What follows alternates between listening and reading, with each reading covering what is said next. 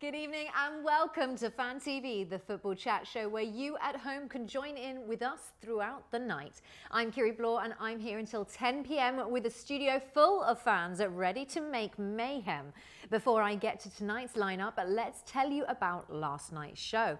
Well, Fulham fans Steve and Pompey man Dom opened the show for us, revealing their soft spot for the most hated team in German Bundesliga, Red Bull Leipzig, where we may have to keep Justin off the Red Bull though in future after the way he was rolling about. Although that may have been the Shamcrack talking again. Cheeky Sport boys Dave and Joel attempted to wreck our set and burst our eardrums with their booming laughter and over-exuberant man hugs. Poor Justin was left battered and bruised after their visit, but he loved every minute of it all the same. It was Viva España with Dan, the La Liga man, and his regular update on the state of Spain's top clubs. He looked like he might seriously be considering becoming a West Ham fan after Justin once again insisted that he was. And then City fan and Simpsons star Mr. Burns nearly released the hounds as Justin inflicted the most aggressive line of questioning ever seen on the lime green sofas over Messi's indiscretions in the tunnel on Wednesday night. Lisa Simpson stuck in her oar as well, and friend of the show Nigel also did so. Now Kenny Ken kicked off on the big screen behind me and wound the City boys and girl up even more, although Mr. Burns did thank him for the history lesson. The good old Holmesdale cravats rounded things off for all of us, although I do think that Tony Big Kahuna's, Paul Winker and Just for Men Jason were a little worse for wear when they plonked themselves onto the lime green sofa. That filthy klepto Justin nicked the last of my hair in a can to touch up Jason's roots for him, and if the boys were flying when they sat down, they certainly were from the fumes of that stuff when they left. It was another barnstorming night last night, and let's have a look at it.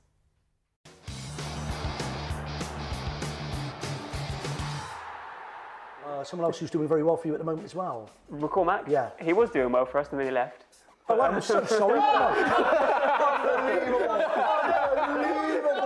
I'm in a K-hole. Tom, how appalling was the game, though? Did it make you want to shoot yourself in the face or take a rake to your gooch?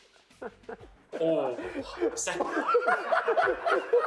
Can we have that ooh again, Tom? Oh. Chris Smalling. Chris. Yeah, I mean, he's gone back to the Maidstone days. It's like he's back at Maidstone. He's gone back to the Maidstone days. Seriously. But who? Chris who? You know what I mean? Hold on. Mike. We don't know Chris. Mike. We need to get Mike back. Where is Mike Smalling? That's who we're looking for, Mike Smalling. Forget Chris. Where is Mike? Van Gaal took Mike off with him and left us with Chris. Maybe whoever was in the goal could have jumped higher. I saw that. Come Yeah, on. he could have jumped Top bins. It wasn't top bins. Top. I'm sorry. Can I just say, these guys are so good, I've eaten the washback glue. Come on. Where's he going with this? Don't get angry with me, because Where's he going with this? you know, in the words of Didier Drogba, when Chelsea got scummed against Barcelona, it's a disgrace. It's a freaking disgrace. That's all I can say. We dominated against Burnley. You should have won. 37 shots. Should have we won. dominated against Stoke. Today we should have won. Not playing well, Dave. I think we're playing better. Can I just jump, because we've got a break coming up. Can we try and get hashtag you're not playing well, Dave, trending? We are the cheeky boys. We'll be back after this break. We are the cheeky boys. We are the... Hey, Joe, how you doing, baby? Oh, decent, thanks. Not bad, not bad. Joe, one of the Croatics on the floor is asking, are you 12? 13. 13.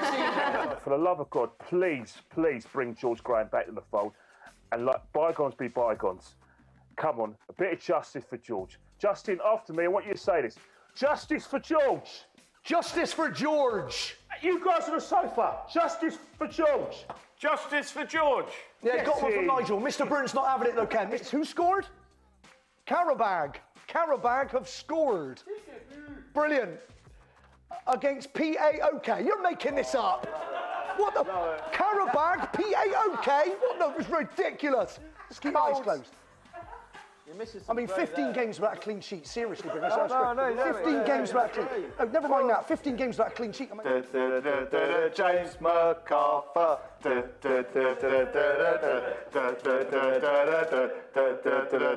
James MacArthur. Do you get it? That is. Can we have it one more time? Big owners. Could you join in this time, please? Seriously.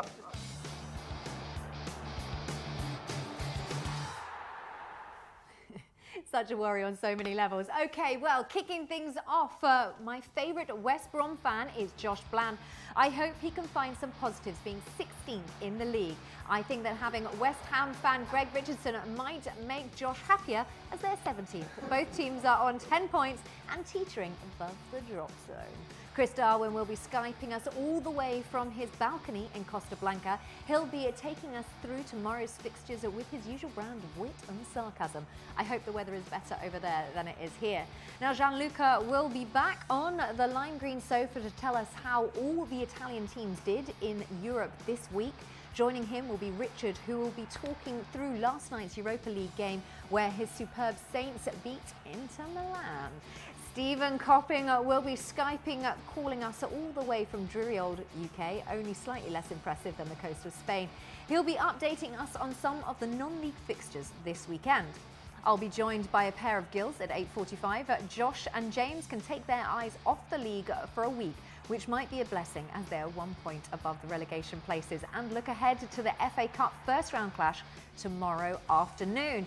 And finally joining me on the show, John and Chris, who are both Manchester United fans.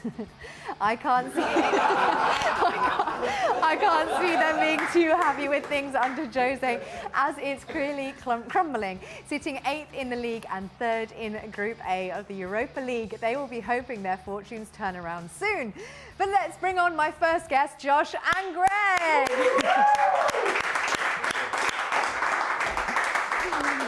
Hi guys, how you doing? Hi Josh, hi Greg. Hi. Now I was laughing because Greg was tormenting the Man United fan saying, would you swap to be an Arsenal fan? And he said, yes, that's why I was laughing. You've already admitted, shame. It's trouble. So actually, what am I talking about? Manchester United struggling.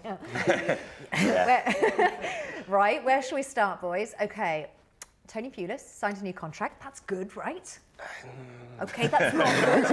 That's not good, right? Go on, tell me. Well, the thing is, I'm not surprised that he has signed a new contract because we've got the new owners have come in, and they've kind of very much championed this idea of stability, and basically kind of keeping the status quo at the club and slow building, but it's depressing. It's so depressing. Much you love him out there. Yeah.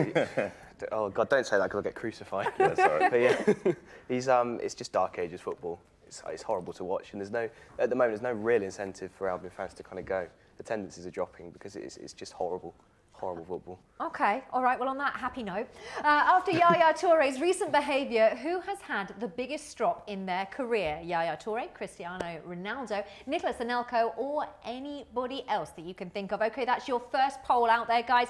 Get yourselves tweeting in and let us know your thoughts. Guys, thoughts on that? Yaya's is pretty big, isn't it? Yeah, and consistent. Consistent. Consistent, big and awkward. And just weird. Was it the birthday cake thing? Oh, that was bizarre. A season or so ago. That was just odd. Yeah. But then we had Nicolas Anelka when he was playing for us. He did with the whole kind of fascist salute thing at West Ham. So that was all bizarre. That was awkward as well, right? Okay, so Greg, were you one of the chair throwers? Do we need to talk about it? No, I wasn't there for that game. I am a season ticket holder, but... You too scared? In short, yeah, not gonna lie. Me and my dad, we did contemplate going, but because we'd been to obviously all the other home games, and there'd been issues with Watford fans and Bournemouth fans and Borough fans who aren't really notorious. And with yourself fans as well. Yeah, and within ourselves. Yeah. So we thought the chances of Chelsea going off without a hitch was unlikely, so we decided to swerve it and not go, which given that we're down that end, it probably was the right decision, but also probably a bit of a sad one because it's probably the best the atmosphere's been since we moved to the ground. A lot of people were saying it's like the housewarming party finally.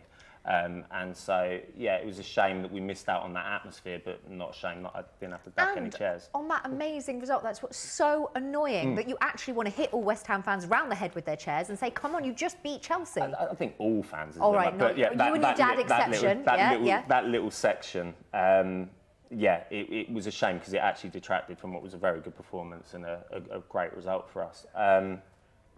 But yeah, I don't think we necessarily helped ourselves with the ticketing and stuff like that. I think there are certain things with the ground that are out of our control. We're not in charge of the stewards. We can't really do anything about the policing because it's not under our jurisdiction. But tickets for a tenner that anyone can buy online is sort of creating chaos. It doesn't necessarily help because there are fans that have seen on the telly that there's issues with the ground, that there can be fighting, and so they might have thought, all right, I'll go for a scrap rather than necessarily to watch the football. So I don't think that helped, but it was a shame to miss out on all the positive press we should have got because of a couple of idiots, basically. Yeah. Well, 200 odd idiots. 200 odd idiots. Now, as a season ticket holder, it's block 114 or something that 200 of them or 150 of them have been totally moved. Would that annoy you as a season ticket holder that you have chosen a space and been moved?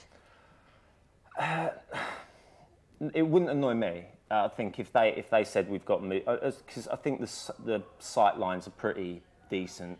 Like where I am, my view's great. So I like it. I'm all right, bud, so don't worry about me. Okay, we'll pick back up on this in just a sec. We are going to head into our first break. Now, don't forget that poll 1 is up and running, and I know it's exciting. Vlad is going to make its second appearance. We'll see you on the other side of this.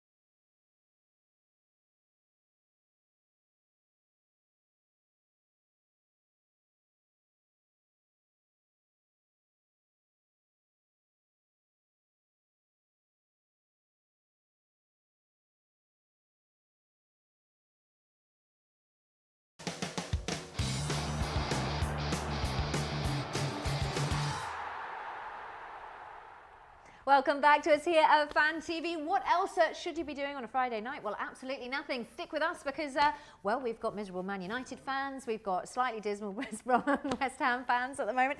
Okay, so no, we don't like Tony Pulis.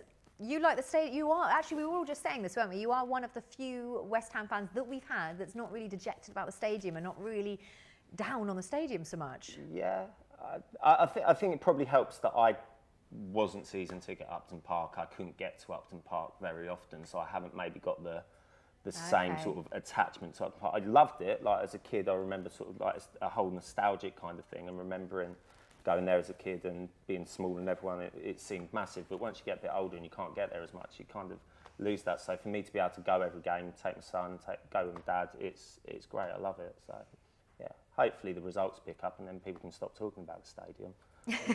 That is the thing, actually. I think it's kind of detracting so much from actual football, because even when we were looking through what's going on at West Ham, you know, everything is about the stadium. So are you going against Stoke? Yeah. Yeah, okay, so there's 1,500 police officers, I mean, not busy, clearly, going to be standing between the Stoke fans and the West Ham fans. Do you think that that's going to solve a problem? I think it will help. It will definitely help. I mean, it's good to know that London as a city has got 1,500 spare that can just chill out at a football game. I think it's pretty much one for every Stoke fan going. I think it's close to that. It is actually, because I think Stoke are only taking 1,600. Yeah, so it's like it's just a buddy system, I think. It's like date night. Tinder's gone crazy, or actually Grindr. Who knows with West Ham fans? We'll see. So you'll have to explain what that is to me. You want to take this one, Josh? Yeah. Okay, so we're back to West Brom. So we're not that happy, but it's not that bad at the moment. It's not all total. Go on, do you want to tell me it is that bad? No, it's not. It's just life as a West Brom fan. It's bizarre because we kind of live in that bizarre void where we're not really going to go down, but kind of just stay. An achievement is just staying in the division. So I don't know.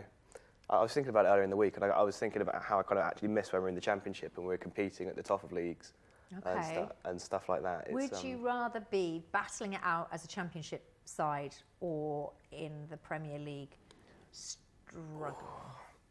I think now that we've got a new owner, it might give us a bit more impetus in the Premier League to kind of bring in some quality and perhaps push up the league a bit. But I do miss it. I do miss it because we were in the Championship and we're smashing teams every week. I mean, really good news for you. Nicole Schertzwinger has said that you're going to keep clean sheet this week. Yeah, I saw it. 0-0. I mean, brilliant. Yeah. Why?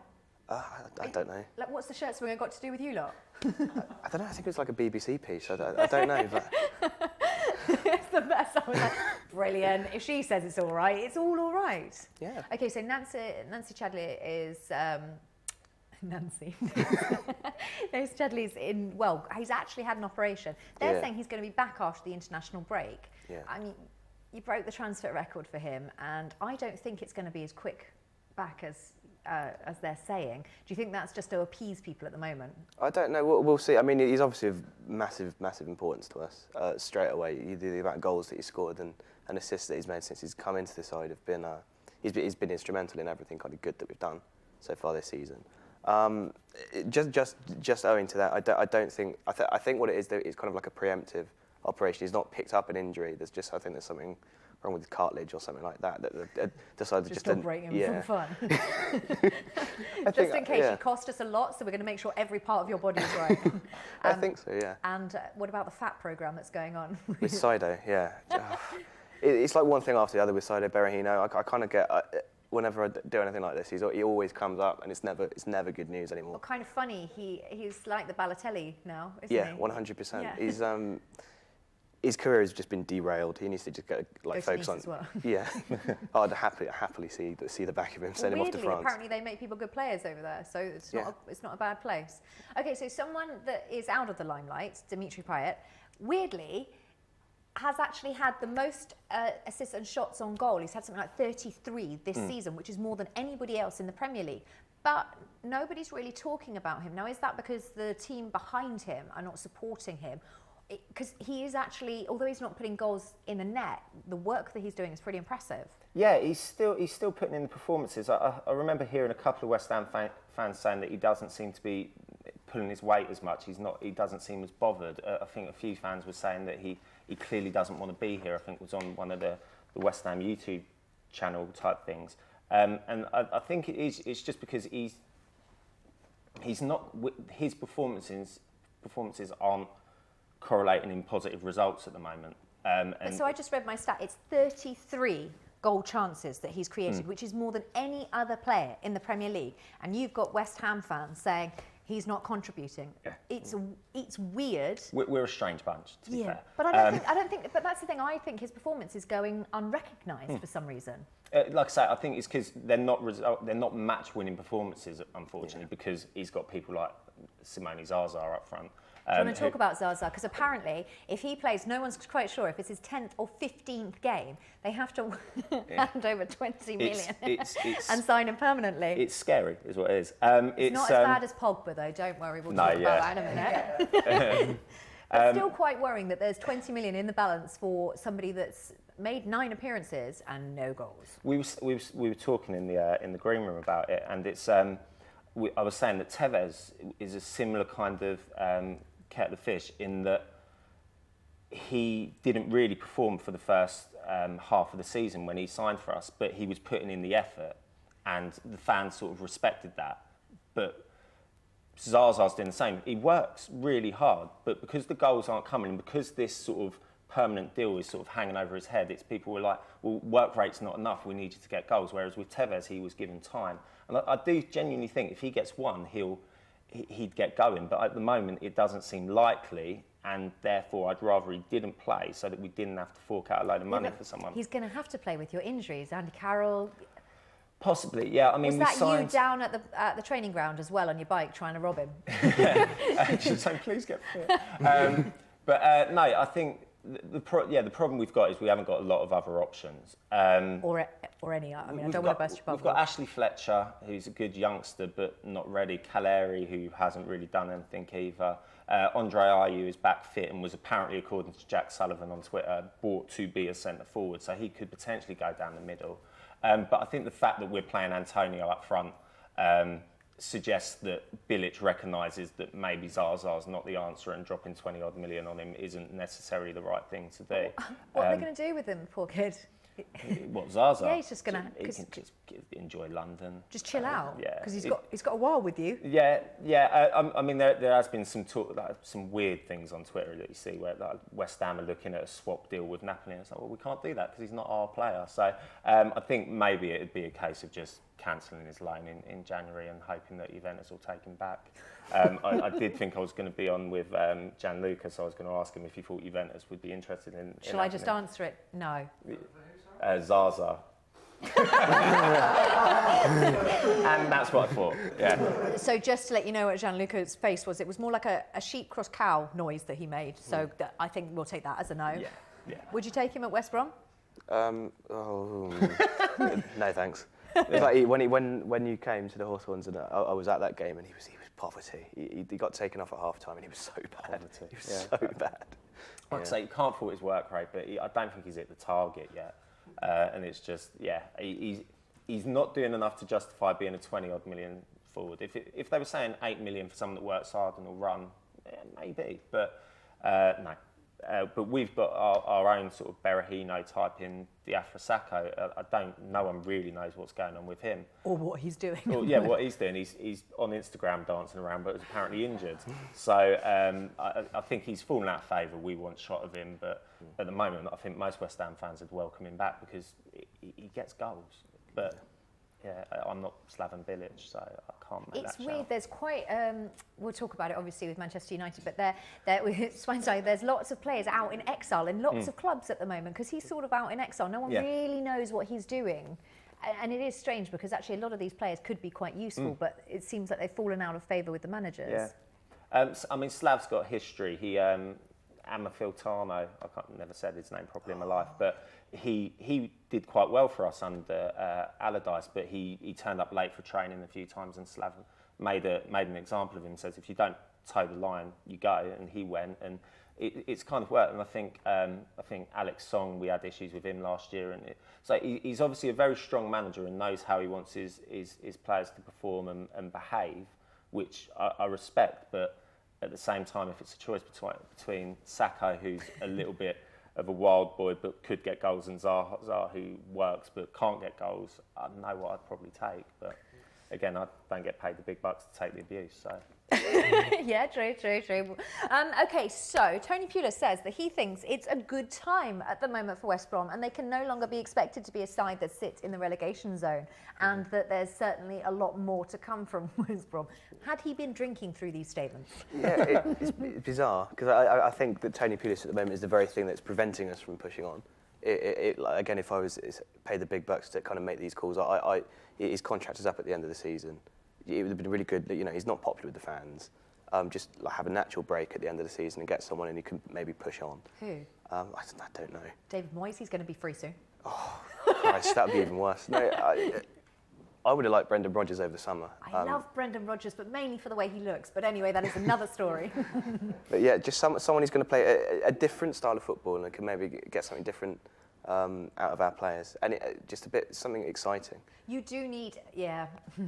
It's kind of an old school, boring way of football that you play, isn't it? And it's not, I don't think he wants you to play that way, but I don't think he knows another way. No, I don't think. I mean, well, to be fair, when he was at Palace, he had quite a progressive team, but he had the players. So I don't know. Maybe I'm being harsh on Pulis. Maybe if he kind of recruits. You've been making secret banners.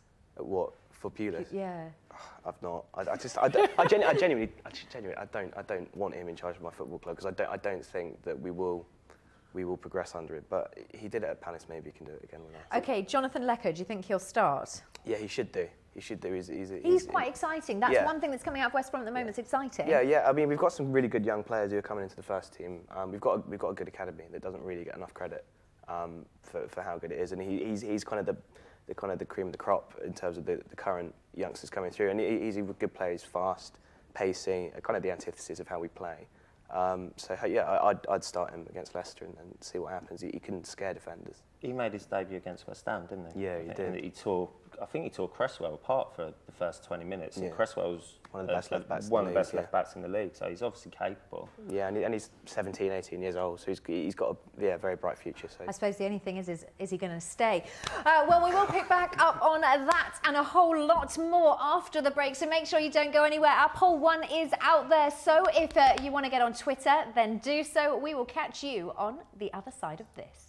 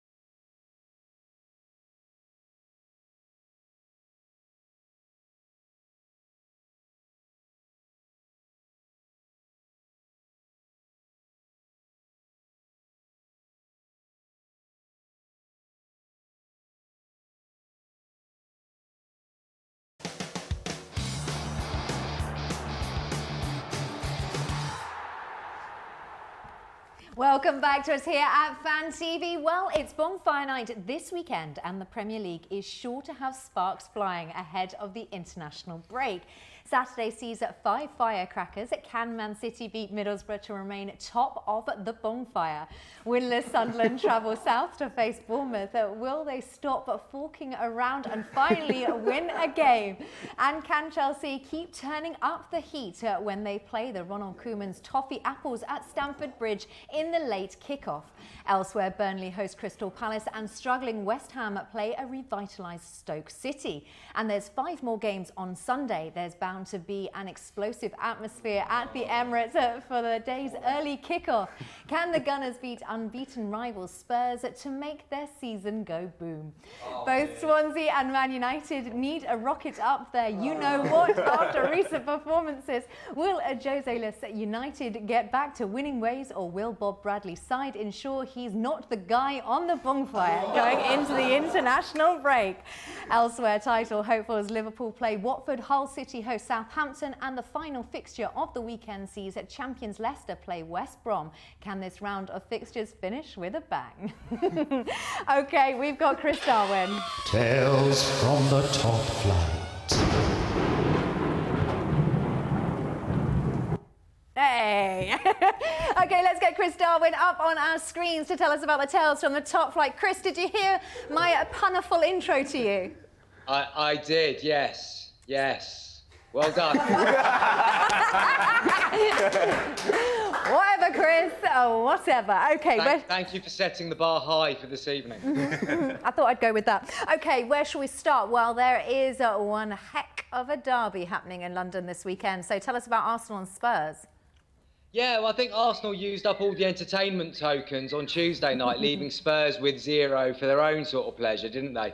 I mean, Spurs put in the sort of performance wearing white at Wembley that we're quite used to watching the national side.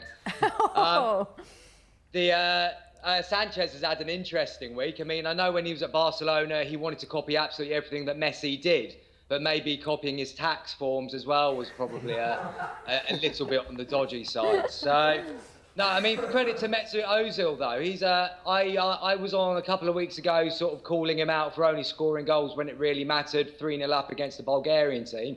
But he actually did score a goal when it really mattered against the Bulgarian team in the week. And what a goal it was. He's apparently now got 200 assists in his career. If you tell him that stat, his eyes will probably pop out. What a goal it was. I mean, he was fanning around and should have scored a lot earlier, but that was a spectacular goal. If you're gonna do that, do it that way. What a beautiful goal. I mean, being the age I am, I can remember Gaza sticking Colin Hendry on his backside at Wembley, sticking 2 of them on his backside, doing that. Great goal. Okay, now Swansea, Man United. Well, what on earth is happening at Manchester United at the moment? Well, you've got to question how low Wayne Rooney's career has got if a consolation goal in the Europa League away in Fenerbahce in a match where your manager couldn't even really care about winning is potentially the spark to your season. To be fair, though, it wasn't all bad for United. Pogba did get injured, so a few ups there. Just as Jose gives with one hand to Schweinsteiger, he takes with the other, brings him back into the fold, and then in the media the next day goes, he's only training with us so we can sell him, lads. Don't get too excited. I thought that was a little bit harsh on Schweinsteiger, who, to be fair, could probably do as equally bad job as most of the United midfielders at the moment. So why not give him a go? Sky's Premier predictor has said United have got a 1% chance of winning the league and are more likely to get relegated this season. But then this is Sky, who still think that Victor Moses is an England international. So yeah. But moving on to Swansea. It's looking up for Swansea because they're monitoring the movements of Berbatov. If you remember Berbatov, I doubt they've got to monitor him too closely, his movements, because unless he's really sort of upped his work rate, he'll probably be loitering around the centre circle somewhere looking quite pretty. So he's exactly what they need to bring into a relegation scrap is Berbatov. I mean, he was rarely up for a Champions League game, let alone a game up at Sunderland when they need to win those 6 points. I think that is a fair point. OK, Bournemouth, Sunderland. Bournemouth have a ton of events last week that really made a lot of Bournemouth fans very disappointed. Well, I was thinking more about Jack Wilshere this week, really. I mean, I know very little about football, but even less about insuring footballers. But I'm pretty sure that the policy that either Arsenal or Bournemouth have had to take out on this lad is quite sizable. I mean, the guy is absolutely injury prone, so I would imagine that the policy is quite big. And normally in these contracts, I think there's a few do's and don'ts, like riding a motorbike or things like that. Probably paddleboarding in the Channel Sea might figure on it as well. So not the wisest move from Jack, who also managed to offend both Bournemouth and England in one fell swoop last week by saying Eddie Howe was good enough to manage a big club, and if not that, England. So, yeah, delivered by Wilshere. What else have we got on Bournemouth? Oh, yeah, David Moyes. David Moyes admitted during the week that he often spends dark, lonely nights mulling over yet another Sunderland defeat in a darkened room. I thought that was brilliant, but you can look at it one of two ways.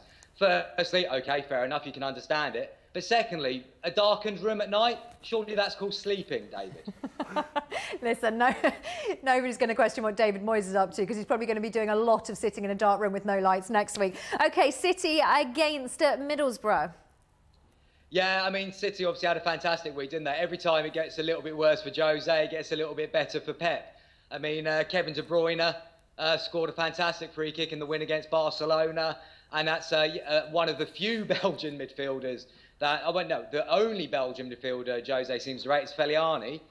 Yet he didn't seem to get on too well with Hazard and De Bruyne. What can you do if you're Jose? Yaya's got a little bit bored of not playing football. He's come out and apologised for everyone who's ever spoken on his behalf in the hope of maybe getting into Pep's team sometime in the near future. He'll probably be joining Schweinsteiger on a plane out to China or something in January. And Vincent Kompany's been called up to the Belgium squad, much to Pep's disappointment. He says he's not ready to do any defending. I don't know if Pep's actually seen any Bobby Martinez's team play, but they rarely do any defending, so Vincent should be okay. Brilliant. Okay, and lastly, careful how you go, because we've got a West Ham fan on the sofa. Talk to us about Andy Carroll. Well, I thought that story was absolutely brilliant. Andy Carroll chased down after training at gunpoint. Now, I know what you're all thinking. Andy Carroll was training. That's exactly what we said earlier. I mean, that's the real news in this story. I mean, if he managed to show that turn of pace on the pitch that he managed to show the robber, then they might not be worrying so much about Zaza. So no, it's great to see Andy Carroll actually reminding us that he does play a bit of football from time to time. Exactly what we said. Chris, you've been fantastic as always. Thank you so much for coming on and giving us your tales from the top. Thank you. See you next week. Bye. Tales from the top flight. So I know my puniful intro was shocking, but is that going to stay like that? Is that his Halloween? Tales from the top flight, you know? Well, we'll see. Okay, so he is right about Andy Carroll. It is baffling that he was actually training. Yeah, well, yeah, he's... I don't believe it, by the way. I think he was just hanging around there because he's got nothing else to do. He might have been. He does like to hang around like McDonald's in the morning and all sorts of things. But it'd be, like we were saying, it'd be great to go down the pub with. But I was saying, like, I play football on a Sunday and he does strike as the kind of guy that you wouldn't be sure whether he'd turn up or whether he'd sleep through his alarm because he's hungover from the night before. But yeah, going training hopefully means he's getting fit and hopefully, again, means that Zaza's less of a requirement and we can actually maybe get some goals because again, if he can stay fit, he's a 15, 20 goal a season player. But the chances of him staying fit for the whole season seem to He's another really Jack remote. Wilshere in the bag.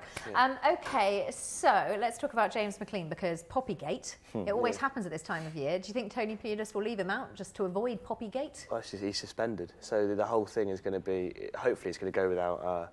Well, it should go off that hitch because he's not going to play. He's suspended. Has he got his 5 yellow cards? Yeah, he did. He picked one up. Yeah. Okay, good boy, working hard. But yeah, it's a bit. I find it incredible. It's another thing. We rarely get attention as a club because we've got a quite small club relative in the Premier League. Then. I was going to say it's because you're. She's fair enough, but like when we do, it's either about Berahino being fat. Yeah, or with McLean breaking someone's legs or not wearing a poppy. It's a bit boring. I mean, I can't really add anything to debate that hasn't already been said. I think it's his agent now. I don't think the story. They were like, listen, we'll get you some press every year. Stick with your story. You reckon? Okay, so have you got score predictions for this weekend? Yeah, I'm going to. Contrary to Nicole Scherzinger, I think we're going to get a 1-1 draw. Okay. I think we're due a point at least, and yeah. Well, you've got 9 of those, so it'd be nice to add some. Yeah, nice round number to get it up to 10. Okay, West Ham at home. How many chairs are going to be thrown? No, I'm only joking. Score prediction. Well, from what I've seen, Jacques or whatever his name is, the Stoke lads. Oh yeah.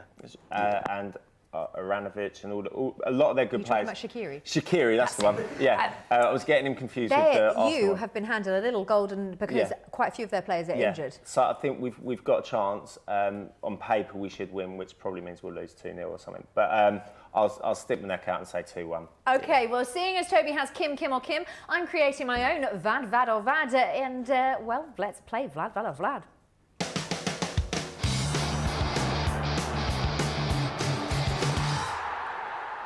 Okay, so that's really unclear when we show Kim or Kim, but whether Vladimir Putin, Vladimir Klitschko, and I can't even remember who the other Vladimir Smitsa, which Vlad has got their own brand of caviar named after them. Boys, before you go, it's imperative that we get this right. Got to be Putin, isn't it? Yeah, it'll be Putin. Sounds like the sort of thing Putin. Yeah, him and Trump. I'd love it. I'm not kicking you off yet, so it's all right. Okay. Go on. Putin. Go Putin. Yeah, we'll go Putin. Oh, okay, well, we're going to leave that as a cliffhanger because it's been so seamless so far. So we are going to leave that as, as a cliffhanger. Guys, if you want to get involved in Twitter land, then do let us know. To be fair, I'd say Putin. I don't think Klitschko knows what caviar is. He knows what other stuff is, but... Yeah. He doesn't eat caviar, he just eats meat. Eats meat. Yeah, fair enough. Okay, now, well, poll 1 is out there at the moment after Yaya Touré's recent behaviour. Who has had the biggest strop in their career? Was it Yaya Touré himself, Cristiano Ronaldo? That was difficult to say. Who knows why? Or Nicholas Anelka, or another? Who do you think? Well, let us know at Fan TV UK. Are you serious? Yaya Touré's got a song out? Brilliant. Well, I suppose he's got nothing else to do, has he? Okay, I like it. That is very good. He's covered Justin Bieber's, sorry. Brilliant. I still don't think he's going to get any chance to play. Okay, well, make sure you stay with us because the West Brom and West Ham guys, after I said I was kicking them off the sofa, are going to stay with us as well. So we were talking to them a little bit more and a whole lot more football after this. Box off.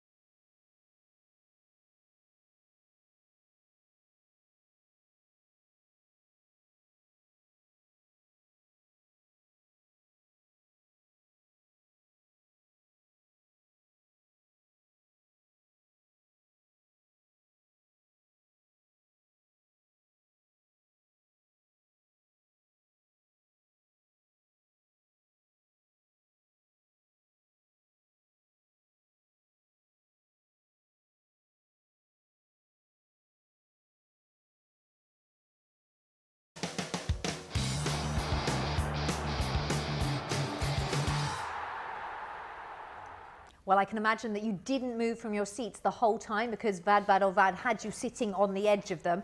And yes, you guys said Putin. You were right. That wasn't a difficult one, though. To be fair. Okay, well, we will be playing another round of that. I know, don't get too excited. We'll be playing another round of that very shortly.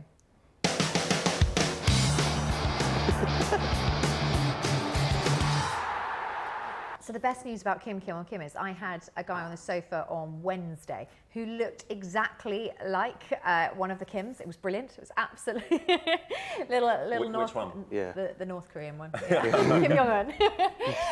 Okay, so what else have we got to talk about with West Brom? If Tony Pulis was by some miracle going to get sacked, who are the managers that you'd like to see come in? Who, other than Brendan Rodgers, who do you think could turn it around? Because he's not going anywhere, I don't think. I don't know. It's impossible to say because there's like a limited field of options at the moment. But yeah, I would suggest looking abroad, looking further afield, because Southampton have done that in recent years, and to a lot of success with Puel and Koeman and people like that. I just refuse to believe that there's not someone who can keep us in the league whilst playing actually like some vaguely exciting, attractive football. Do you think that you will be in a relegation battle by the end of the season? No, I don't, because I think that there's something in the Pulis DNA that means we won't concede too many goals. And I know we did that last weekend against Man City, but no, we'll pick up enough points, and he always does just enough to kind of stave off really kind of awful criticism. Now, your run of fixtures is Leicester, Burnley, Hull and Watford. Burnley, Hull, Watford. Yeah. You could pick up some points. This could be a turning point. Well, we're hoping for kind of eight or so points from these kind of games, and then all of a sudden you're looking like you're further up the league and you're a lot more comfortable. And we've had a really kind of poor run of form over the past 3 or 4 weeks, but we've been playing really good sides, Man City, Liverpool, and the like. So yeah, I think we'll shoot back up the league, and we won't be in a relegation scrap, especially once we start bringing in some more quality in January, because I know Pulis has got quite a big war chest in January. Do you think you're going to buy any players? Do you think the transfer window? Yeah, I think so, especially now that they're giving him a new contract, they're going to have to back him in the transfer window. And we didn't spend as much in the summer, and the owners come in and wants Pulis to spend. So I think we're definitely going to splash the cash in January. Okay, so Stoke, Spurs, United are your next 3. Yeah, 9 points, clearly. So they play United in the league and the League Cup, but actually considering how rubbish United are at the moment. This is my theory, I'll bring it up again. Don't worry. I actually think that Pogba just laid down and thought, sod it, I don't want to play anymore. Possibly. I was saying I would have if I was him. I went with the wife up to Man United against Burnley last week, and there was some moments where he pinged some brilliant... Are you the one that's got the wife that's supports a different team? Yeah, she's a Man United fan. That's it, okay. And we went and watched it, and there were a few moments where Pogba did something brilliant, pinged the pass across the pitch like Scholes, and then a few moments where he could have played a nice simple ball and he faffs about and does a little shimmy, and it's unnecessary. He doesn't really know what type of player, or Jose doesn't know what type of player he wants him to be, and I think that's part of the problem. He's clearly got potential, and not gonna lie, if United decided they were going to loan him out to West Ham, he'd probably do a job. But I think it's... I don't want to ruin your bubble there, but I think he might have paid a little bit too much. Yeah. But like I say, he's clearly a talented bloke, but just needs to adjust. I mean, Zaza, he has come out in the press and said that he didn't realise the adjustment from Italian football to Premier League football was going to be quite as big as it was. And I think just because Pogba was here as a kid, people expect him to just be able to pick up the pace of Premier League football, and it probably will take him a while to adjust. So a bit of time sitting on the sideline being injured might help him sort of settle in, and watching the game and getting used to how fast it moves from the sidelines might help. So I remember Oli Solskjaer always used to say that sitting there watching the game meant he knew where to go when he came on, which is why he always scored when he came off the bench. So Pogba watching a bit of football might help. I like that. But honestly, I think he thought, because it's only a dead leg. He really he just thought, actually, nah, I can't be bothered with this. Okay, now Bilic says that finally he thinks that the boys are feeling at home in the stadium. Do you think, it was just a set. I mean, we've seen it with Spurs. Wembley just causes them all manner of problems. Yeah. It just is not knowing your environment, isn't it? Do you think they have eventually sort of found their comfort zone? Yeah, I think so. Like I say, I think the Chelsea game, and because we've had a couple of the teams that have so far come to the London Stadium haven't been anyone that the fans. It's not been a big game. Games we kind of expected to win, and so the atmosphere has been getting better as the week's gone on. People feeling a bit more comfortable, happier singing around people they've never been around before. Like that, do you get nerves when you're singing around people? There's a few times where I've shouted at games and sort of looked around and nothing's happened. And like, oh, no one's joining. Okay, cool. But it's sort of, so everyone's settling into the new environment. It'll be the same for the players. And I think that the Chelsea game and the performance they put in and the atmosphere that it created, I think, hopefully will be the catalyst for us to push on at home now. And hopefully Stoke will bear the brunt of that. But again, West Ham being West Ham, it'll all go flat again. But yeah, we'll see. Hopefully, fingers crossed for tomorrow. Okay, now West Brom transfer for January. Now they've got their eyes on, let's see if I can say this right, Tedachik is the guy. He's a youngster, and it looks like Bayer Leverkusen and Borussia Dortmund. He's got a £12.5 million price tag, and you've never heard of him. No, I've never heard of him. Yeah, I'm not sure that many people have. No. 12.5 million. Do you think that's a... It's always a gamble. What is a 12.5 million player in the market at the moment? Do you know what everyone says, that a 12.5 million is worse because it's a middle of the road price tag. You're better to either have somebody that's cheaper and not known, or somebody that's really expensive and all the pressure's on. The middle ground in the Premier League for price tags sometimes causes a lot of problems. But that, if we signed like 12.5 million, would I think be our record transfer if we signed it? Because I know, again, smaller clubs, so we don't spend. We've never. How much did Chadley sign for? I think it was 12. I think it was 12.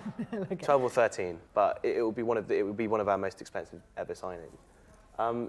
There's a lot of good young talent in the Bundesliga. It's one of the best leagues for churning out really good youth players and kind of blooding players quite early on. So sure, take a gamble. I just want some investment. Anyone. Yeah, I want some investment. Never heard of him. Don't know where he plays, but yeah. Yeah. 12.5 million. It worked out for Arsenal though. Look at the little randoms that they brought in that are now absolutely smashing it for them. Yeah, we just need investment in our team and just to get something a bit excitement, change the dynamic. That we've got one of the oldest squads in the league. We've got one of kind of the least inspiring teams in the league. So just a bit of investment, a bit of excitement. Okay, Chadley was 13 million, so just below the... Yeah, well, pushing the threshold. Yeah, but Payet was 10.5, so you can pick up a bargain. Yeah. Payet, Ballon d'Or. It's just amazing to have a West Ham player on the list. It's right? Incredible. It is, considering also, because it was kind of unexpected, because like we said, for some reason, I think his performances have been pretty good from the stats and things for West Ham, but he certainly hasn't got the recognition this season. So to be a Ballon d'Or nominee at the state of play that West Ham are in at the moment, that is quite spectacular. It's amazing. I never thought we'd have a player that was, and I don't think he'll make the shortlist. I don't think he'll beat either Ronaldo or Messi to it at all, but I don't think anyone will. But, ever. But to even have someone nominated, and I think it's great that Vardy's on there. I think it's great that Mahrez is on there. I think it's good that there are some genuine Premiership players on there that you think actually deserve being on there and aren't token gestures. And I think the fact that Payet's there hopefully shows him again, because after the Euros and stuff, I think most West Ham fans were worried that he was going to go, and I think a nomination and all that sort of stuff shows that he can achieve most of what he wants at West Ham, unless he particularly wants to win a league, in which case he might have to leave. But I think he... Are you worried about holding on to players like Payet? Because... Payet, yes. Anyone else? No. I mean, Andy Carroll just waits till his contract's out, doesn't he? Yeah, Goes on free. I've been trying to sell Andy Carroll on FIFA for the last 2 seasons. I can't get a shot of him, so I think we're stuck with him. The only other, Antonio, possibly, if he keeps getting some goals, someone. But I like him. He works really hard, and he's a very likeable lad. But I don't see him as a top 4, top 5 club type of player. Winston Reid has come back to form. He's been really good this season and is the centre back that Arsenal have been crying out for. But actually, they've sorted out their defence this year, so don't need him. So hopefully that's okay. So no, Payet's the only one that I think would be a real loss. And you think he's going to, if he goes to Europe, it'll be his? Yeah. I think January, if we haven't picked up by January, because he's obviously not cup tied or anything like that for Champions League clubs, someone might go. But then again, if we're asking for 60, 70 million, he's getting on. So hopefully people shirk at that. So hopefully we'll keep hold of him. But there is always the possibility that someone takes the gamble. The thing is, though, with West Ham, you've got a lot of players who are just at their level. Because increasingly, West Ham are now, it's an attractive club to be at the moment because they're a club with ambition. You've got the new stadium, and they're looking to push up the league. And you've got lots of players, Cresswell, Antonio, these kind of players that are very, very good Premier League players, but they're at their level with West Ham. I'm not sure exactly that they'd be content with going off to a bit like maybe a bigger side like United's, Arsenal's, and being a squad player when they could be playing every week in a good Premier League team. I'll be honest, Cresswell I forgot about because he's been injured for a lot of the season, so he kind There's a lot of West Ham players at the moment sort of just disappearing into the background. But no, Cresswell I think is another one that potentially could make that step. I think City need to young up. Their back four a bit, and I think Cresswell wouldn't be a bad addition for them. But again, they're more likely to go and look elsewhere. Pep likes his proper youngsters, and to be able to blood them in the way he wants. You them. mean So players, yes, cool. No, he's not Arsene Wenger. Allegedly. Okay, now we've had a tweet in. Let's read the tweet. This is well, let's get it up on the screens. Okay. Aww. I do like. Yeah, he's a little fitty. Yeah. Brendan Rodgers, really? I know. Well, you see. Okay, well, it is. It's the one eye. Okay, so we've done score predictions. So you're hoping to pick up the points. I don't know whether either of you will this weekend. I think West Ham are more likely than West Brom. Let's be honest, because Leicester are starting to come back alive, aren't they? Yeah, they are. I mean, they're not the same side they were last season. I don't think. Obviously, I don't think they ever were going to be. But we have a habit of, especially purely sides in general, but we have a habit of kind of frustrating bigger teams and taking points off them. So I'm hopeful that we can go there and get a point. But obviously, if we were to pick up all three, that'd be amazing. Okay, now thank you so much, guys. Really appreciate you coming on the sofa, especially when it's so dismal at the moment for West Ham and West Brom. But remember, it is your show, so if you've got anything to say, get yourselves on Twitter and let us know what you're thinking about. Okay, well, after the break, we'll have plenty more football chat and plenty more Skype callers. So we will see you on the other side of this.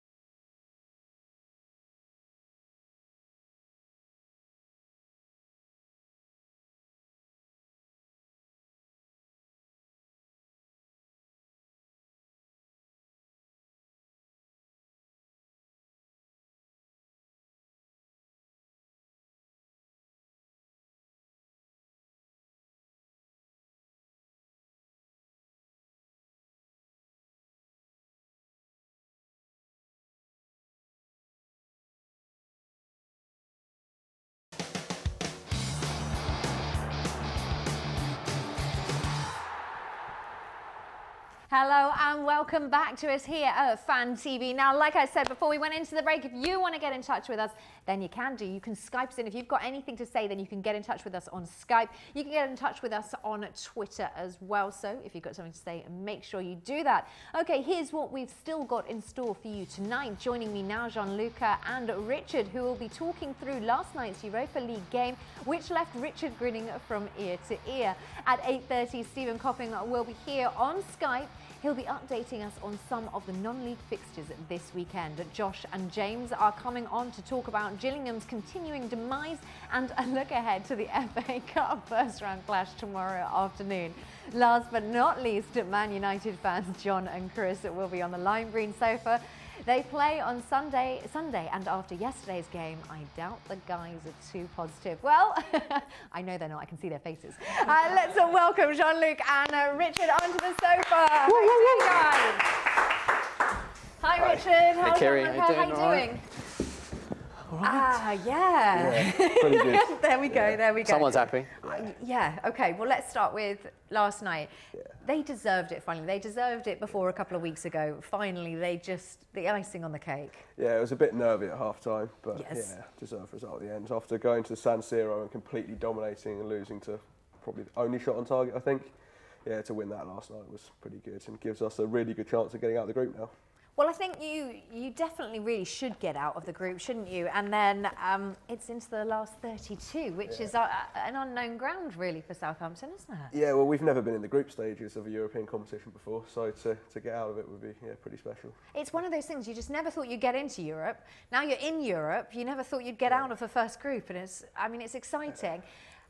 Yeah, it's what's been building up over the last 6-7 years. Yeah, it's kind of, I remember when I was a kid, it was battling with relegation from the Premier League every time, and then we just got worse and worse and worse. One of those things where you have 20, 30 odd players in a season, 2-3 managers, and then pretty much going bust. And then getting bought out by someone who had a proper plan, put people in place who knew what to do to run a football club, and it's been uphill since then. I think there's that crazy stat that 6 years ago Inter won the treble and we won the Johnston's Paint Trophy, now the Checker Trade I think it is, and came 7th in League One. So yeah, it's been a pretty different journey. Okay, well, it has been an amazing journey, and it certainly was amazing for you last night. But Inter are in dismay at the moment. Let's be honest, they're managerless. Nobody even knows what manager's going to be coming in. It looks like Gus Hiddink's going to come in. I don't think Gus Hiddink will take over. I think Stefano Pioli will, who was ex-Lazio manager last season, was fired at the end of the year, and then Simone Inzaghi, Pippo Inzaghi's brother's taken over. Been out of a job for 4 or 5 months.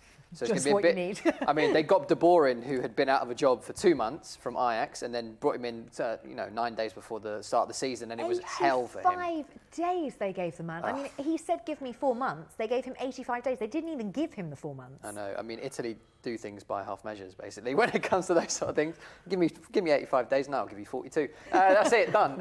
It's a massive shambles. I mean, Inter, a team with such prestige, like you're saying, six years ago, Champions League winners, under Jose Mourinho, and since then it's just been on a downward spiral, plummeted down. Rafa Benitez couldn't do it. Roberto Mancini couldn't do it on his second attempt back there as well. And you've had Ranieri there, and Mazzarri. Yeah, exactly. Mazzarri. I mean, it's just, it's absolute disgrace. And I know quite a few Nerazzurri fans, and having lived in Italy and known that the big rivalry that they have with Juventus as well, and now they've beaten Juventus this season. 2 weeks ago they beat Juventus, and De Boer they were told, you've got your time on your side now, but just didn't give it to him. And now I think they're 13th or 14th in the table with only 14 points, 13th, only 5 above the relegation zone. And if Pioli comes in and he doesn't sort of get those results straight away, then could they be relegation candidates this season? Do you actually think so? I mean, with Mauro Icardi they shouldn't, because he should finish top scorer in the league. But that team bereft of confidence at the moment, and they've just got utter rubbish, really, basically, and in and around every position. Okay, well, we will talk a lot more on that in just a moment, but poll 1 was out there in Twitterland for you to decide on. So let's get the results of poll 1 on your screens after Yaya Touré's recent behaviour. Who has had the biggest strop in their career? Now, Nicolas Anelka is our 52% winner there, and well, we had 10% other comments, so let's take a look at who the other comments were. Craig Bellamy, particularly his descriptive character assassination of John Terry. Yeah, all right, fair enough. And also Roy Keane in 2002. Oh, we forgot about Roy Keane. Okay, interesting, Matthew. And Tevez, imagine how many points we would have won the league by now if he'd stayed all season. Okay, yeah, we'll actually, we've got one more as well. Van Hoedonk has come up on our other list. Okay, so thank you for your tweets in there. We'll chat to the guys and find out who they think. But after the Daily Mail's recent enemies of the people headline, who is your pick for footballers most hated? Raheem Sterling, John Terry, Joey Barton, or Luis Suarez? Okay, tweet us in. That is poll 2. It's going to be up and running for about the next hour. Okay, so back to the strop. Who do you think's the biggest strop of all time? I think Roy Keane's a great shout. Yeah. Absolutely great shout. Going to walk his dog instead of going to the World Cup. I mean, you know, strong. Obviously he had that bad, you know, falling out with Mick McCarthy, but still, you know, the one time you're going to go and play on the world stage, you think, nah, I'm having none of it. I'm just going to go. Brilliant. Okay, just while we're talking about it, what do you make of Yaya Touré's apology, non-apology, agent mess? It's a bit of a strange one, really. He's clearly got fed up of being frozen out of the first team at City. Yeah, and I think he thought he could get somewhere else. Yeah, and his agent sounds like a bit of an idiot, to be honest. Is it just because he's not picking up the goals and the assist bonus? That's what I'm thinking. He must get quite a bit when he's at City. Yeah. You think, and he just doesn't get, you know, that appearance bonus either. Remember when he didn't win African Player of the Year? He had a strop over that as well. Didn't get his birthday cake, he had a strop about that as well. I mean, the guy is just a strop personified. The guy is a freaking delight. Would you, if you were Pep, it's just ridiculous. He's never going to go back into the Man City team, is he? It's not good enough. Yeah, fair enough. I mean, you look at the players that are in front of him. I mean, Gundogan, I touted him as one of the signings of the season when I first came on here. And I was saying to people, he's better than Pogba. And people were saying, no, he's not. Now you see it. You know, he's back from injury, week in, week out, playing in that midfield. And you can't really take anyone out of there. Fernandinho and Fernando do the sort of defensive nature of the game, and Gundogan gives them that security next to them. If you bring Yaya Touré in, he's going to be sauntering up and down the pitch. Not going to get back and defend. I mean, it's just it's not going to be great if they do decide to bring Touré in. Okay, well, we've got lots more to talk about. There is so much going on in Italian football and so much to talk about with Southampton. But we have Adam, a Forest fan, who is just going to pop up on our screens randomly and talk about the game tomorrow against QPR. Now, it looks like Hasselbank may be on the way out. So is this the time for Forest? I'm unsure, really. Okay. Blunt and to the point. Managers, if I'm honest. It's early November. I think teams have still got time to turn it around. I mean, we're one of those people who are talking about changing our manager because we've got new owners coming in about 8 weeks' time. Okay, now to any particular manager, has there been managers named in the press that you think are going to come into Forest?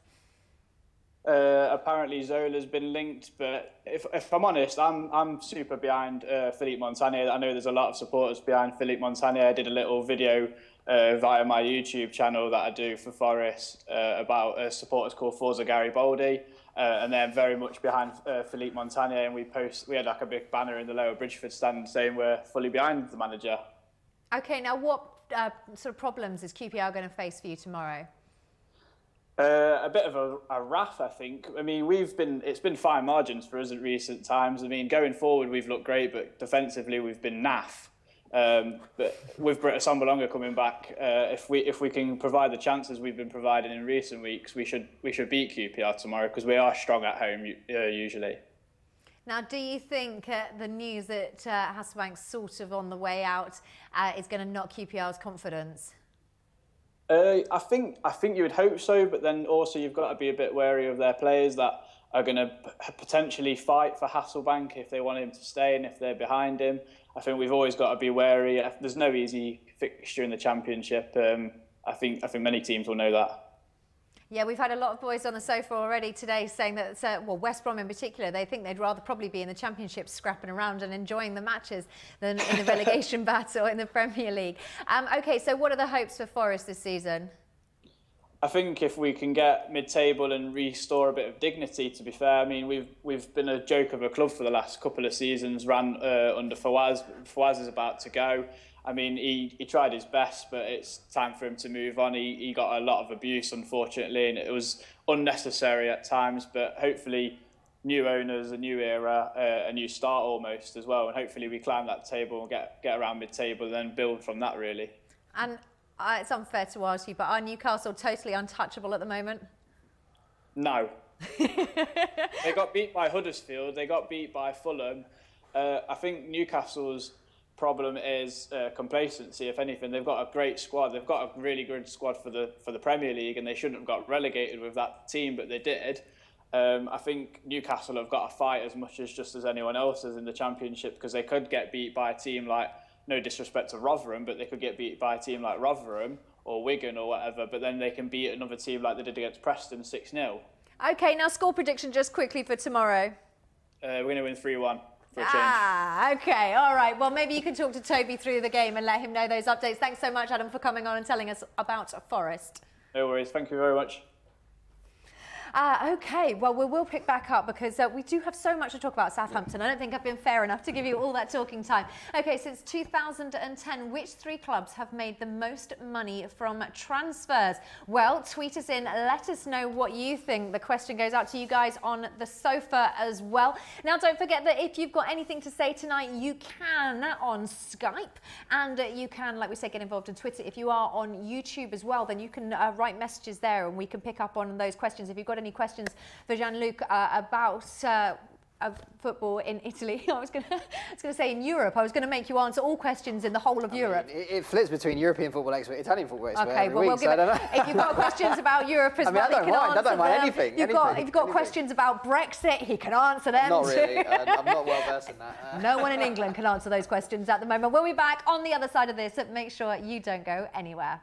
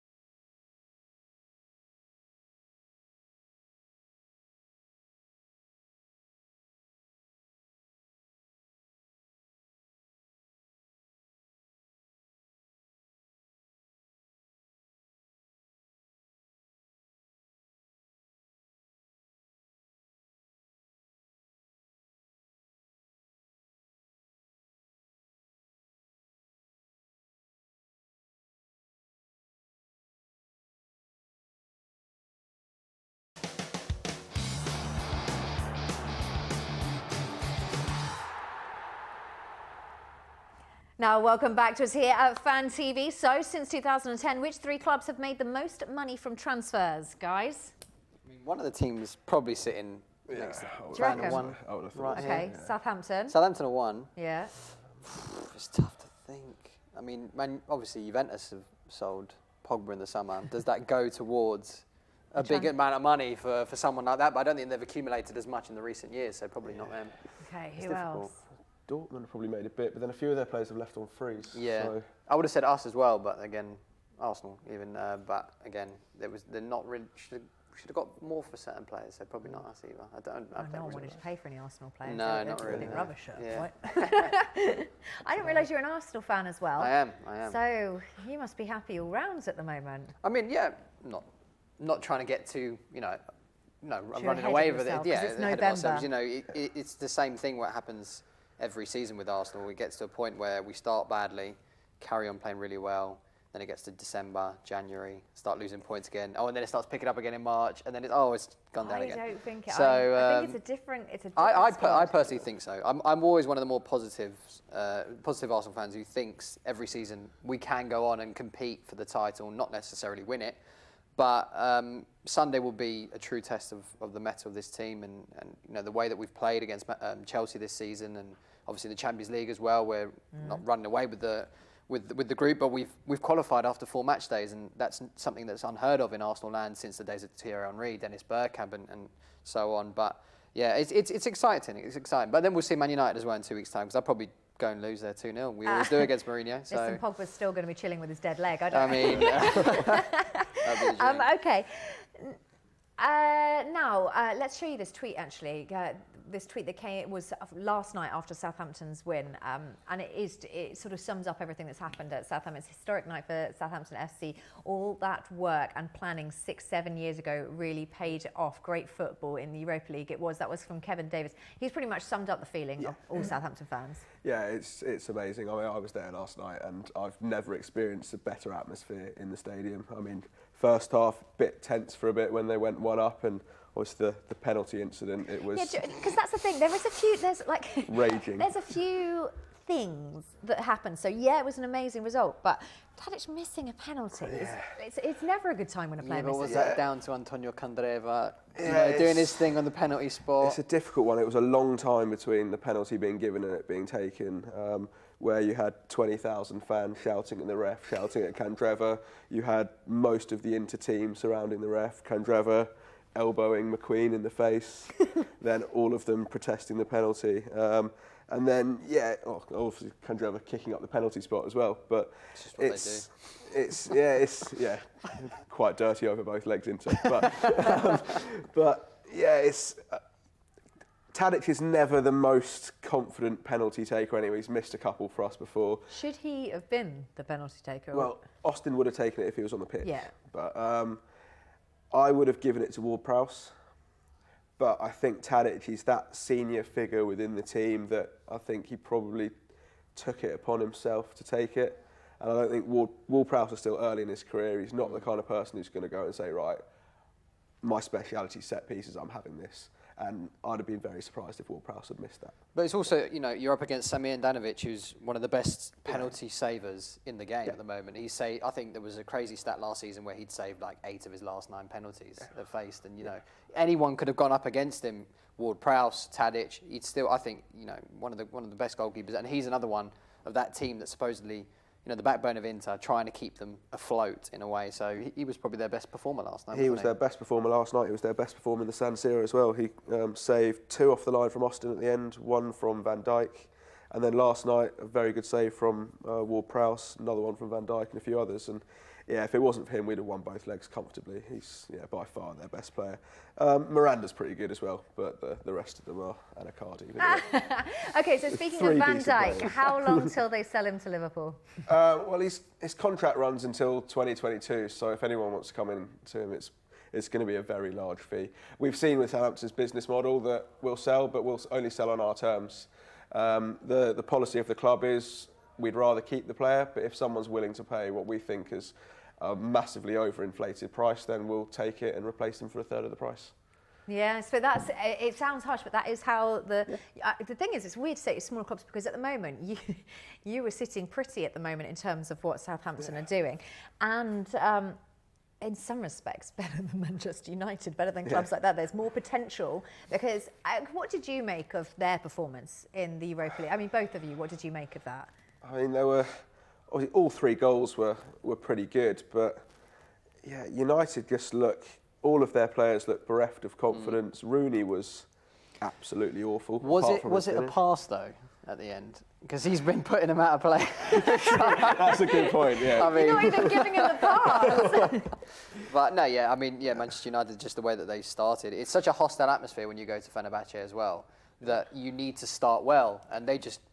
Completely on the back foot straight away, and obviously Moussa Sow scores fantastic goal. And then you got Sunderland's Jermaine Lens. He was there last season, and then he scores a free kick like that, completely rooting De Gea to the spot, and they defended very diligently throughout that game. Very, very good. Kjaer and Skirtle were very, very strong at the back, and obviously Volkan in goal. But then that one goal right at the end, it's a Man United side.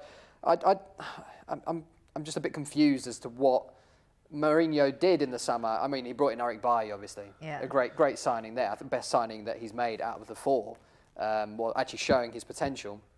But he didn't bring in another centre-back. And he's got Marcus Rojo, who was very, very dodgy the last couple of seasons. Daley Blind, who we don't know where he plays. He's a utility man. Is he a centre midfielder? Is he a left-back? Is he a centre defender? I don't think anyone does know where he plays. He doesn't even know where he plays. So, it's difficult. And for them to play at left-back, both left-footed, centre-back, sorry, both left-footed defenders, to try and deal with the pace and to deal with the height. They're not the tallest of defenders either. So I always saw that Fenerbahce were going to cause Manchester United trouble in that game, and obviously they've left them now third in the group, and are they going to go out of the Europa League and then throw all their eggs in one basket of the league? What do you make of that? Because as a Southampton fan, the Europa League, this process has been just amazing, and every Southampton fan's got behind it. As a Man United fan, I was listening to some Man United fans talking, okay, we don't want to be in the Europa League, we don't care about it. What do you feel as a fan when you hear fans like Manchester United saying things like that? I can kind of see where they're coming from in that they've been at the top level of football, they've won the Champions League, they've competed in kind of last four of the Champions League regularly, and for their point of view, it's one extra game during the week. But I mean, football's a squad game now. You've got 25 players, and we've done it this season. We make 5-6 changes every single game. And how do the United players feel? People like Depay, Schneiderlin, Rojo is now in the team a bit more, Valencia, Young, some of those players, play them in the Europa League. Yeah. But they're going to be hungry to impress and try and get in the team. And to prove a point, yeah. Exactly. But Mourinho also said this week that winning the Europa League was probably their best chance of getting into the Champions League next season. He's completely thrown away the idea that he's going to get in the top four this season, which he's absolutely lambasted the likes of Wenger in the past, saying, top four is just their aim, and he's just doing this and doing that. But, this Man United side, what's top four in the last 3 seasons, absolutely just going downhill. And if you're going to sign the likes of Ibrahimovic, who's supposed to bring your team up, and Pogba as well, I thought, great signings for them to make. What do you make of Pogba's play now from last season? Because is it the team that he's playing in front of that's not giving him the pace that he needs? I mean, I was lucky enough to work in Italy and watch him on a weekly basis 2 seasons ago. So, I mean, last season was the season where he came out of his shell a bit more. He had the likes of Vidal and Pirlo, who both left in the summer. He was saying to himself, I'm going to take the mantle on and be the most important central midfielder at the club. Yeah. Ended with the most amount of assists in the league, which was a league record. He was playing very, very good football. Didn't have the best Euros, though. And I thought that maybe he needed one more season at Juventus to really establish himself in the midfield where he would have played alongside Claudio Marchisio and Miralem Pjanic, who Juventus brought in the summer. Those 3 in midfield would have been tearing people up, not just in the league, but in Europe as well. And I thought for him to play another season in Champions League, and maybe to see if Manchester United got themselves into the Champions League, because I don't believe, personally, that Pogba's first choice is to go to Manchester United. Really? No. When I was working in Italy, he'd started learning Spanish a little bit, so there was always that inkling that, could he potentially go to Real Madrid, to Barcelona? There was talk as well, when he was younger, Barcelona was his preferred option to go and play for. So maybe he's taken this as a step to say, I'm going to go and establish myself in the Premier League before I can actually show it in La Liga. It's just not really worked out for him, has it? No, not at all. So far, but there's still time. I still think he'll turn it around, definitely. Yeah. It's just, it's a case of him finding his feet in that midfield, and also Mourinho playing the right personnel with him. Because if he plays Herrera and he plays Carrick in that midfield, that midfield will work fine. Carrick's out of favour. Okay, we will talk about this, but Richard, we've got a tweet come in for you, a question. Someone's asking you to marry them. No, I'm joking. Does Richard believe the talk that Fonte has been left out of the Europa games so he can leave the club in Jan or the summer? No. It's a short answer. You're like my Skype caller. No. No, I mean, Font, it was well publicised, United going after Font all summer, and Southampton said, no, we're absolutely not going to sell. Why would we then go and sell him in January when it's much harder to replace him? Yes, Maya Ishida's played very well this season, but behind that we've got Florin Gardos, who's a promising young player, Romanian international, but he's been out for the best part of 2 years. And below that we've got under-21 players. And I think it more comes down to the fact that Font's 33. We're playing 2 games a week. Van Dijk's got the legs to play both of them. I'd expect later on, maybe one of the next 2 games, Van Dijk to rest and Font to come in. But Van Dijk, he's also a Jorge Mendes client, so could he get that one final payday to go elsewhere in Europe and play for a so-called bigger club for the last 2 years of his career? I think he possibly wants to, and I think some of the issues over the summer, he was fairly quiet on social media. He's normally talking about Southampton all the time, and I think, in the back of his mind was, I can go and play Europa League, play for one of the biggest clubs in United, maybe the season afterwards, get into the Champions League and finish off there. Because he obviously got the taste of winning. We've got a goal. Where's the goal? Oh yeah, Brentford, Fulham are playing. Does anyone care? Fulham are 1-up. Is it a Luco scored? Okay. You're like, interesting. No. Southampton beat Inter Milan last night. Are you frigging kidding me? I was hoping it was a goal for Eastleigh. Oh, really? I think these guys over here were as well. Are you watching Eastleigh playing at the moment? Okay. All right. Right. Okay. We've got a game. A quick game. Vlad or Vlad?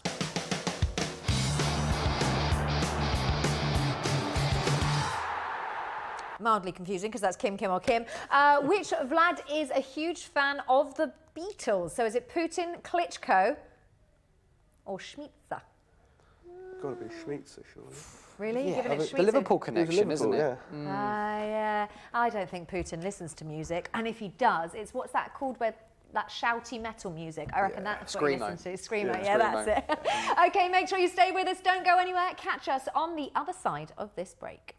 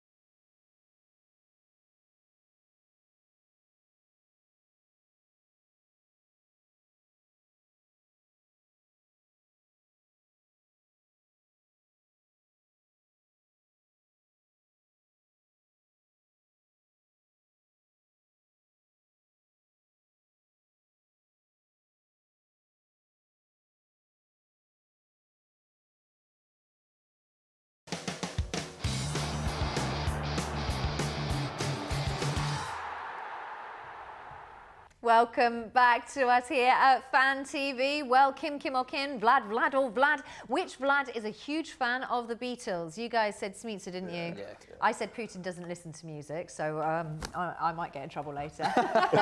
What? It's Putin? No way. No. Not having that. That was Vlad or Vlad.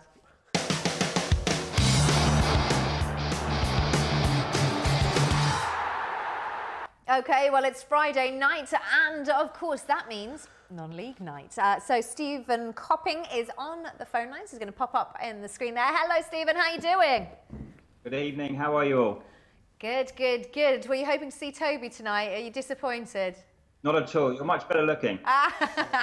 Anything to terrorise Toby. Right, OK, so there's 40 matches in the FA Cup this weekend. It's seriously busy for the lower teams.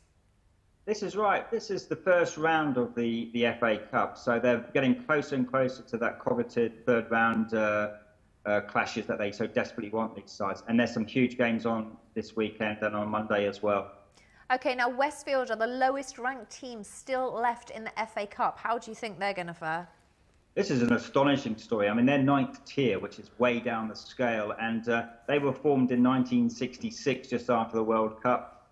It's an impossible achievement what they've done so far. If they've basically won as many games as clubs do to win the FA Cup, so they already won 6 games already. So just getting where they've done is tremendous. They probably won't win tomorrow, but you never know, do you? So it's cup football, but that'd be a great story to see them get through. That's a true FA Cup story, isn't it? It's exactly what you want to see. OK, so Hartlepool and Stamford kick off tomorrow at 2 p.m. Tell us a little bit about what's going to happen there. Yeah, that's a real romance story. Stamford, known as the Daniels, getting a lot of press this weekend. Everyone's talking about why are they called the Daniels. Well, I can quickly tell you that he was named, the club was named after Daniel Lambert, which is the largest, at that stage, in the early 20th century, the largest fellow in the UK, weighing 52 stone. So that's why they're named after him. He was a local hero to the Stamford area. But yeah, they're in Hartlepool. It's an away journey for them. They've got about 500 going up there on coaches tomorrow. So they are 7th tier. So to beat a club in League Two would be an amazing story. In Hartlepool, lots of changes this season, new manager. So you never know what can occur. But remember that Stamford last round beat Wrexham, the mighty Wrexham. So nothing is impossible in this cup competition. And this is the furthest that Stamford have ever been in the FA Cup as well. You're dead right. Never got this far before, and this is a fantastic journey for this side. And the manager, Graham Jury, well, if he can get through this round, then, you know, the third round is closer and closer for Stamford. And they can only hold 2,000 at their ground. So if they did get a good home tie against a big club, I don't know what they'd do. I love it. It's what the FA Cup's all about. OK, non-league Taunton Town up against the National League outfit of Barrow. Yeah, Barrow flying high in the National League. Taunton, they're struggling. They're struggling with staff. The chairman does everything. He's the only one who gets paid, and so they're a local side in Somerset. They've had to call in loads of volunteers this week just to get the club answering their phone. So that's how small scale it is sometimes for these teams. You don't realise behind the scenes it's a real struggle to get people not just at the grounds but actually to help out and open the gates. And I love the way when you say he's only paid for 27 hours a week though, isn't he? That's all they can afford. Once 27 hours, the payment stops, but his work doesn't stop, obviously. He reckons he works about 100 hours a week. It's probably a lot more than that as well.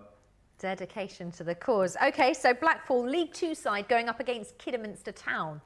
Yeah, what a story this is. I mean, Blackpool, a few years ago in the Premier League, they are struggling. And this is a real dilemma for Kidderminster because they could well be facing Blackpool with no crowd because there's what they call a boycott on the ground because the fans are so disappointed with the management there, and they have been for many years. So Kidderminster, poor old Kidderminster, they get this big tie. They could be facing a lack of a £25,000 windfall, which they won't get if the crowd don't turn up. It's a shame, but I see that the non-attending fans have been asked to donate their attendance money anyway. Yeah, and a few have, about 100 have done this so far. So you're talking between £6 and £13 a ticket, which is very generous of them, but 25,000 still short. So it's a long way to go, isn't there? Yeah, sounds like it. OK, so Eastleigh, national side, Swindon Town, League One side come up against each other. Now, I keep saying I'm not a betting man, but I fancy a flutter on this one because Eastleigh, they've got some big money backers at their club. They've recently spent £3 million on the club and behind the scenes and on players. Swindon, yeah, League One, you would never pick a national team against League One, but they're on home soil, about a 5,000 crowd. Could well do it, could well do it. OK, now Eastleigh Swindon playing obviously tonight, still 0-0. So you think we're going to see some goals? Yeah, but if they get a draw, Eastleigh will be delighted with that as well, and they'll have an attractive away game as well. But yeah, it's 0-0. There's been quite a few chances, so we'll see how that one pans out. Okay, now quite a good side. Oxford United go up against Merthsome as well. Yeah, Merthsome, London-based team. I think that's a home victory all the way. But Oxford getting better and better as the season goes on. Merthsome, well, unknown 7th-tier football team. Again, the romance is just filled this weekend with all these games. You can pick any game this weekend. You can go, oh, what about this? What about that? And they're two sides that could either lose or win. It's classic football. And such a tiny stadium, it's only 2,000 capacity as well. Yeah, there's actually probably more trees that surround that pitch than the actual people can get into that ground. If you ever have that ground, which I've been to a few times, literally you've got tree-line covered area and you can't see the tree from the woods, to be honest. Oh, Stephen, thank you so much. As always, your wealth of knowledge on non-league is literally spectacular. So thank you so much for taking your time out to join us. It's always a pleasure. Thanks for your time. Take care. Well, the poll 2 is already up and running after the Daily Mail's recent Enemies of the People headline. Who is your pick for football's most hated? Is it Raheem Sterling, John Terry, Joey Barton or Luis Suarez? Guys, who do you reckon? Who's your most hated? Out of those, it's got to be Terry, surely. It's so weird. I feel so sorry for John Terry. He's literally hated, isn't he? I mean, yeah. I mean, stuff that he's done over the years, or allegedly not done, or done whatever. Allegedly not done, or maybe has done. Don't want to get done for libel. Yeah. So you know, he's one of the most hated. I personally believe Joey Barton is in my book. You know, he's been absolutely odious in certain quarters at teams as well that have supported him, like Rangers now. Idiot, isn't he? Like he just gets himself in a pickle. So Rangers have said that they're going to take him back. So he's not trained with them. He's fallen out with the staff and all of the players. Yeah. And Rangers have still stood by him. You know, how long? He's been out for what? 7 weeks? 7 weeks. Yeah. I mean, you're not going to get him playing for the next, 6 or 7 weeks anyway. So what is the point of having such a destructive persona in and around that club, training on a daily basis with like the youth team he was potentially playing? It's a bit of a weird situation at the moment. I just think maybe they need to get the numbers up because Cranchard's out with a long-term injury now. Do they need to have that extra option in Joey Barton? I mean, we haven't said a line like that ever before. So an extra option in Joey Barton. Yeah. A lot of people say, when Pep did a big clear out at Man City and just got rid of it, it's because a lot of the time it's not actually that those players can't stay. It's just that negative atmosphere, the lurking around of players with that atmosphere. And Joey Barton does have that, doesn't he? Oh yeah, I mean, definitely gives off that sort of, character when he's in and around people. I've never met the guy. I don't think he really wants to meet me, but... Well, you never know. To be honest, Joey, if you're listening, tweet in. Lucas up for a meet. I mean, yeah, you've just seen it at the teams that he's played for. He's always fallen out with people. Doesn't matter where he's played. Listen, you and me could go up there because I could go see. I'll drive. Yeah, I could go see my mate. You could go. Joey Barton. Yeah, you could go over see Joey Barton. Okay, so something we haven't talked about, which is in the news, we were saying not in all the local news, but has made a different type of press, is this Chinese takeover at Southampton. It's interesting because it comes at a really rubbish time because you are on a serious high after last night, and then suddenly the news that the person that's got you to that point is thinking about selling. I mean, what do you make of the news? We've kind of known for a while that Katarina Liebherr won't keep the club forever. It was her dad that bought it in the first place, and he died pretty early on, and she's seen it as honouring his legacy to first fulfil the 5-year plan, get Southampton to Premier League, and then also to get us into European football. And she's been very good at running the club sustainably. She's not investing huge amounts of money. She's giving interest-free loans, but she's not one of the owners that's just going to throw cash at the club and not expect it back again. I think she's managed it in a way that a lot of people, so she's managed it with heart and soul. So when you see, and it's not just specifically Chinese owners, but I mean, I think we've seen it a little bit with this sort of takeover at Hull as well. People are very nervy about what somebody that doesn't really know that much about football is going to bring to a club. But then I suppose the way that Southampton's structured, we've got the board, which is where all the football people are, and Katarina Liebherr doesn't really get involved in the day-to-day running of the club. She makes sure that the club's run to make sure that we can kind of continue to progress and are run in the right way and honour her father's legacy. And I hope that will happen with whoever she decides to sell to. I'm pretty confident that she'll do her due diligence, make sure that whoever buys it is someone that's going to continue the journey that we're going. And it wouldn't surprise me to see her bring on an investor, see how it goes, and then maybe look to sell more and more of the stake to that investor over time. I think that would be the sensible way of doing it. She said that she's going to investigate, but I mean, it's just a sad time, isn't it? Because you've just reached a point where Southampton haven't reached before. Yeah. I suppose that's maybe her time, because I guess her life was never planned to look after Southampton. I mean, for me, the big person at Southampton is Les Reed. If she's been supportive and has given the club what they need to do to enable them to succeed, she's brought in Ralph Kruger as chair, which is an interesting one. He's a hockey coach, and we recently let him go off and coach, I think it was the European hockey team in some big hockey tournament. But he's a motivational speaker. He understands how business works. He understands how the sporting world works. So you think he's the key. OK, so playing Hull, what do you think scoreline's going to be? We've got to get a quick one. 2-0. OK, and any big games? Napoli this weekend? Napoli, playing Lazio. I think Napoli will win that 3-1. OK, all right, guys, thank you so much for joining us. What a high Southampton are on at the moment. Let's hope they can continue that. I think, to be honest, you'll continue that over Hull. Unfortunately, Hull are not on the same high. Now, our Manchester United fan that we've been terrorising is now sat on his own. So will he have backup? Will he not? Do you want to give him some backup on Twitter, on Skype? You can join us if you like. You can have your say as well. He's looking really scared, so he might not have any backup. We're also going to be talking about Gillingham, so make sure you stick with us. So it is thank you so much to our guests. Thank you to Gianluca. Thank you to our Southampton fan. OK, now, since 2010, which 3 clubs have made the most money from transfers? Tweet in, let us know. We thought Southampton might be one of those. We thought Juventus might be one of those as well. So what do you think at home? It is your show. It is your time to get involved. OK, so we will see you guys after the break.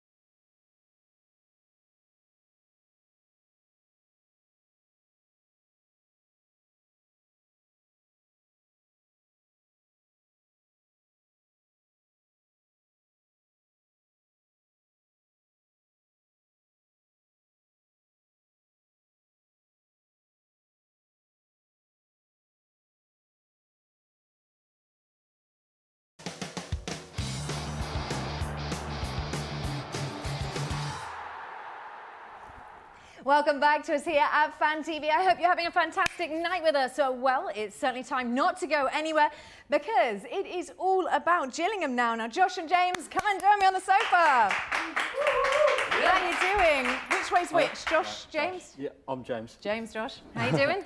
Like your tracksuit? Thought you'd go casual? Yeah, thought I would, yeah. Yeah, all right, OK. Now, it's a big day tomorrow. FA Cup tomorrow. Yep, it is, yeah. FA Cup tie. Not confident, no. And I'll run a form. Certainly, and I'll run a form, and Lack of clean sheets. Yeah, and certainly being the FA Cup, obviously we've got a non-league side, which we have history with before. Yeah. Knocked out 2 seasons going in replay. Okay. So it's... Yeah, 3 years ago, right? Yeah. Okay. The exact same side knocked us out on BT Sport. Live on BT Sport. At least you got some money out of it, though.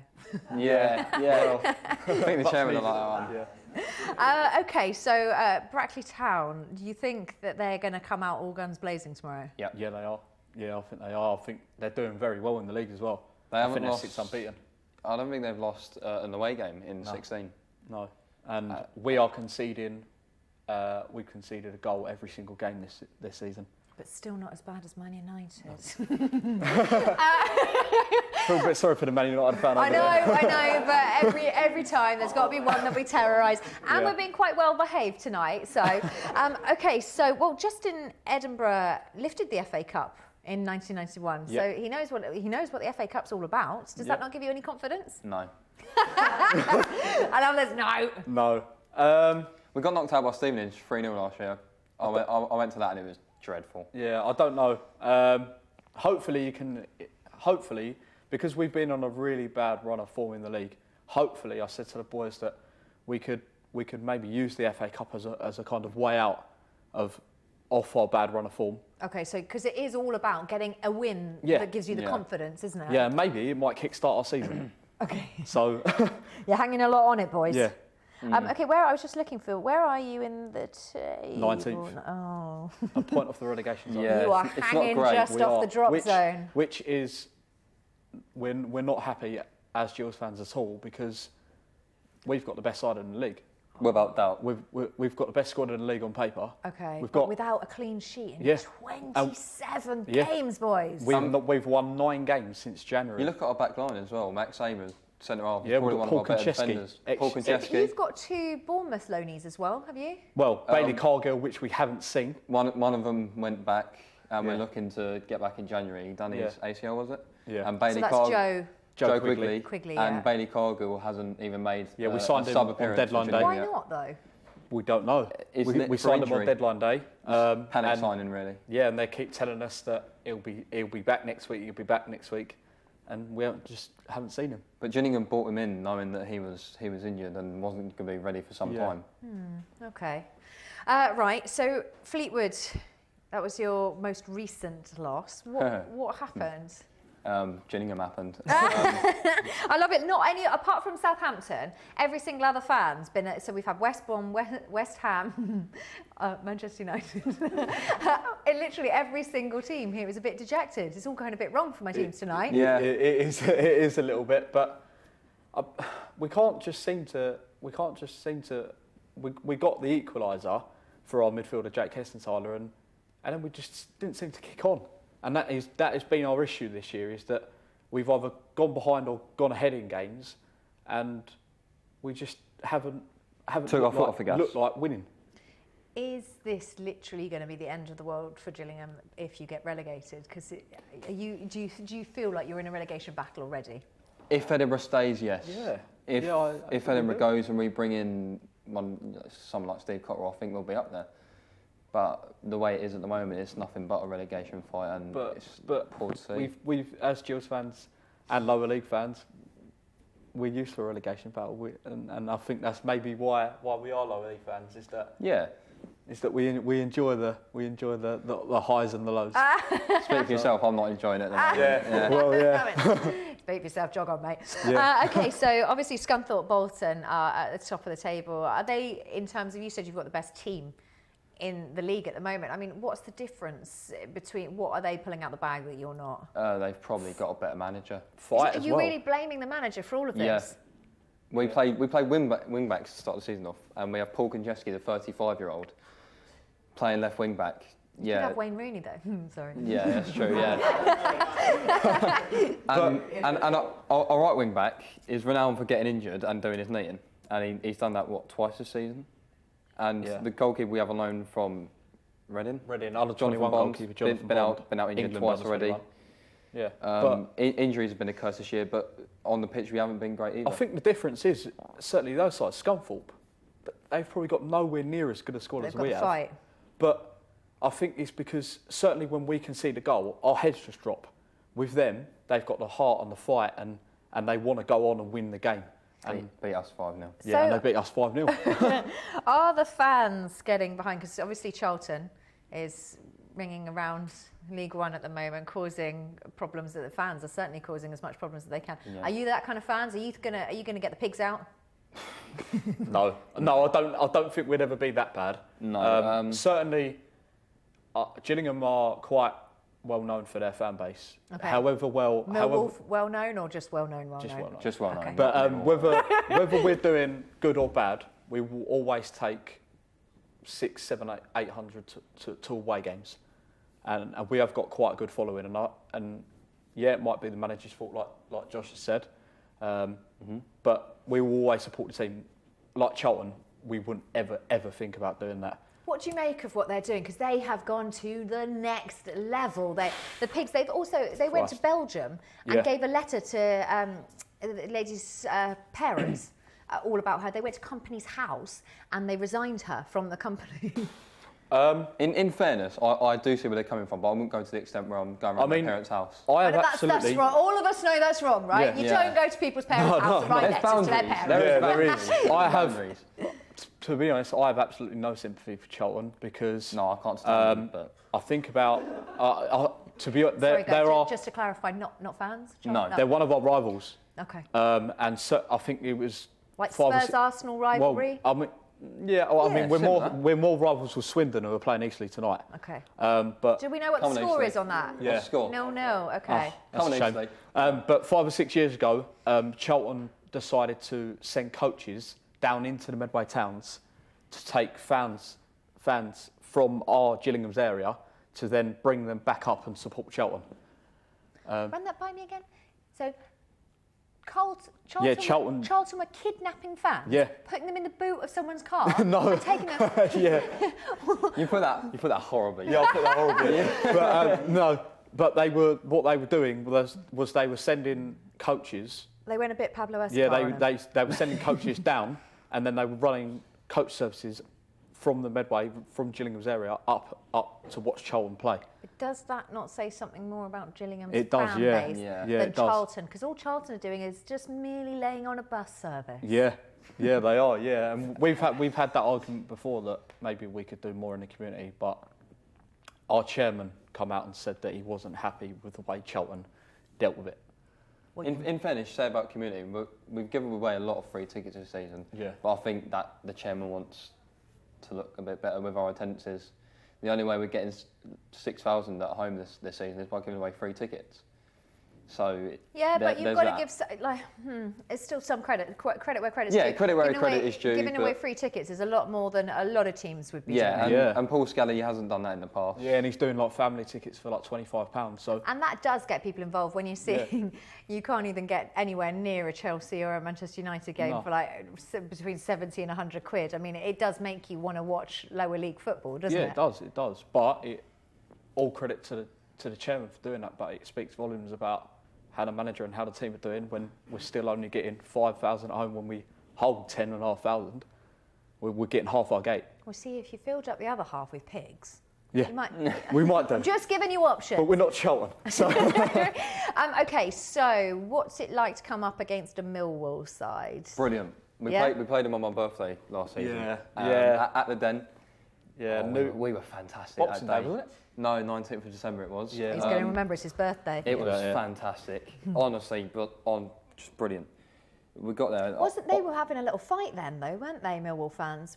They started on one of our midfielders. Oh, yeah, they started on Josh Wright. Yeah, very personal. We had the chance to interview Wrighty, actually, for our podcast. And what's your podcast? The Last Walks podcast. Yeah, we run a... Sorry, and again, the Last Sports podcast. The Last Walks podcast. Yeah, we run the Gills at the Gills vlog. Waltz. Yeah, that's our song. So like West Ham have got like I'm Forever Blowing Bubbles. Sorry, I was trying to understand his accent. Go on, sing us a song. No, we're not singing it. We're not singing it. Sing it. Go on, Should we sing it or leave the sofa. I had the last waltz with you, two lonely people together. I fell in love with you. That's all right. The last one should last forever. It's all over now. No, Nothing seriously, left right to now. say. Just the chills and the rain. Very good, guys. Very good. La la la la la. So is that what the stadium's chills. like? Just two blokes singing these days? Basically, yeah. You got Michael Owens. Ah, that was not a unanimous decision. That was a solo decision. But fair enough, fair enough. So, yeah, is there much singing going on? Yeah. Well, between you two? At home games, we're not great. I sit at the back of the Rainham end. Yeah. At home games, it's a very toxic atmosphere. Yeah, it's meant to be where the atmosphere in it, and it is pretty poor. Such a shame. Okay, well, we will talk more about this, but after the Daily Mail's recent Enemies of the People headline, who is your pick for footballers' most hated guys? Did you have a pick on this? Raheem Sterling, John Terry, Joey Barton, Luis Suarez? Who was yours? Doug Loft.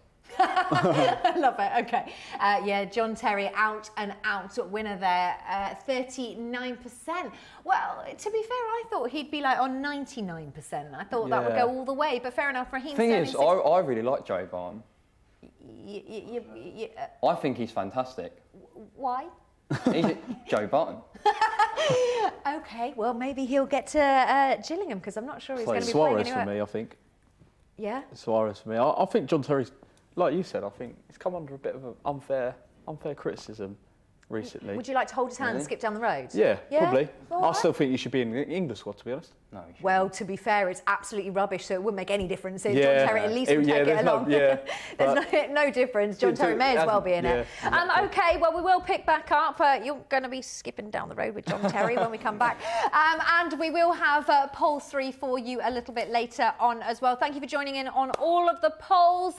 And if you want to get involved, you can, of course, tweet us. You can get on Skype if you want to have a little sing-a-song with the Gillingham fans, then feel free to. You can join us and say not whatever you like. Why would I encourage you to say whatever you like? No. You can join in and have your say about football. Make sure you don't go anywhere and join us right after the break.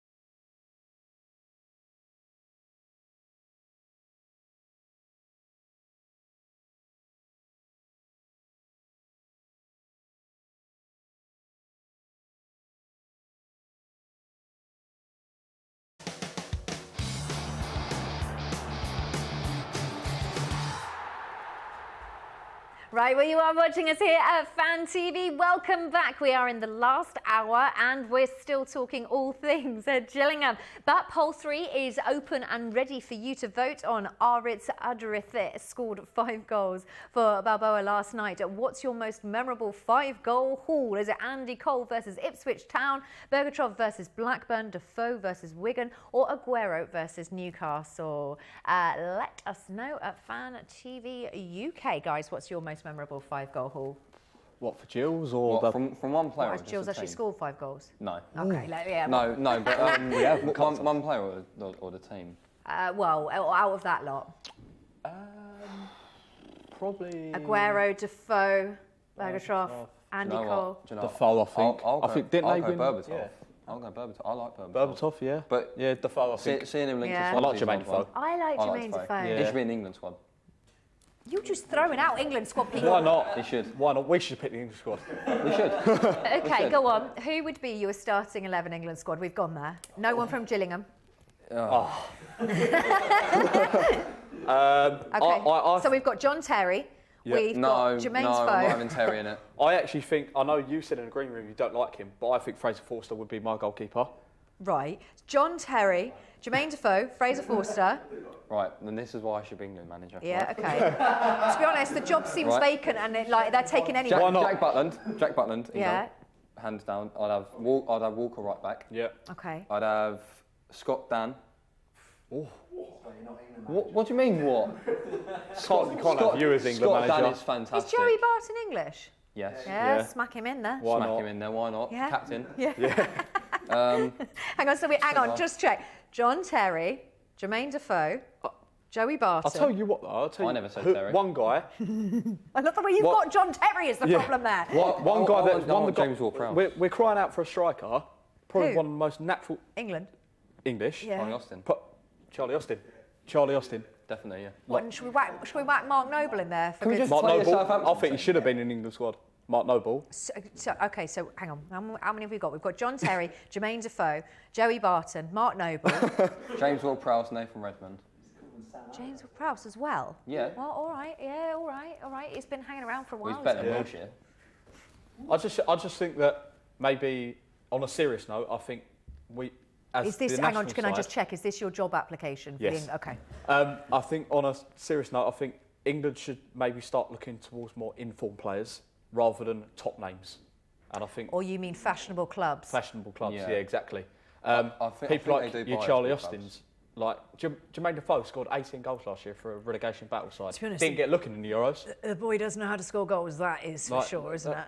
And that's what... And Mark Noble, probably one of the best midfielders in the Premier League last year. Well, didn't get looking in the Euros. Well, one player that was scoring goals start of the season, and he got called up, but he didn't get played. Mikel Antonio, he should be starting in the England squad. Yeah. Okay. Who else? We've got about 5 now. Who else do you want? I think another one, probably much improved on the Guardiola at City, John Stones. Yeah. He's another one. I like John Stones. No one can not like John Stones. I think John Stones is a... Luke Shaw. I know you've come under a lot of flack for United, but one of your best players this season probably been Luke Shaw. I think he's been good. Do you know who I'd want from the United side? Carrick. Carrick is so out of favour at Man United, though. Carrick's better than Paul Pogba. He's so good. I love it, but listen, I think who's your striker? Frank Noble, yeah? I think he's even better than Paul Pogba at the moment. I'm gonna put that out. Okay, we've got a Wigan Skype caller. I didn't know Wigan had any fat. No, I'm joking. Let's get him on the screens. He doesn't have a name. No, that's Daily Mail's recent enemies of the state. Maybe that would. There we go. There is a Wigan fan. How are you doing? What's your name? Where'd you come? Well, you obviously come from Wigan. What's your name? Jay. Hey. Has he got a forehead? Now you're playing Reading tomorrow. So what's going to happen there? It's hard to really judge, to be honest. So obviously we appointed a new manager in Warren Joyce. So it's just a case of introducing him to the club and seeing what he has to offer. Okay. Now, where are you currently in the table? No comment. Can we ask him a question? Yeah, go on. Do you actually think it was harsh sacking Gary Caldwell, considering you won the League One title last year? Very harsh. Being honest with you, I disagreed with it. I believe he deserved more time, and I feel our chairman, he's only young, to be fair to him. I think he's 24. He jumped the gun. He listened to the fans who booed him, and yeah, it is what it is. Who would you like to replace Gary Caldwell now? Would you like Justin Edinburgh? Yeah, would you like Justin? Would you like our manager? He's buffing him for a £5. Yeah. We've already appointed Warren Joyce. Oh, okay. Yeah, but what I'm saying is, would you like a swap deal? No. I'm trying my best. Okay, so Max Power's going to return from suspension as well. Do you think that's going to improve on your midfield? Yeah and no. And best name in football. I do think best name in football. Yeah, it's a really good name. He's a very passionate player and he works hard for the team. But I feel Jordi Gomez and Sean McDonald do the job well, and it'll be hard to get them out of the team. Now, Wigan are unbeaten in their past 6 home league games against the Royals. Now, I have to say I am a secret Reading fan. So, yeah, don't boo me for being a secret Reading fan. You support Manchester United and you live in London. Shh.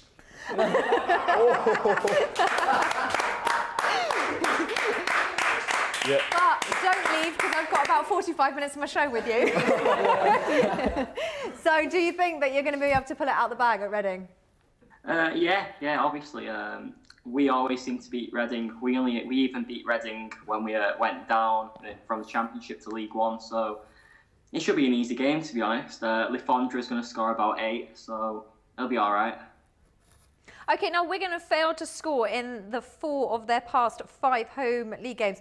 These guys haven't kept a clean sheet in 27 games, so it's not that bad for Wigan. Well, yeah, it doesn't make good reading, especially considering how free scoring we were last year. I mean, Gillingham would know that because we beat them 3-2. Yeah, well, we can thank you. We can thank you. We haven't. I don't think our season went completely down after we lost you on Sky Sports. I love the way you remember which network it was as well. Yeah. We always lose on Sky. We always lose on Sky. And BT Sports, so it's just... We just lose on telly. Yeah, just keep us off telly. Okay, do you have a score prediction for the Wigan-Reading game tomorrow? I don't think the team is going to win, but I think it's going to be a 2-1 game either way. It just depends how Joyce sets us up and how each team plays. Oh, I feel bad asking you this. Apparently you threw your teddy bear off your bed when we were coming to Skype you. It's all right. The boys have got teddy bears at home as well. We've all got teddy bears, haven't we? Yeah, no. It's fair enough when you're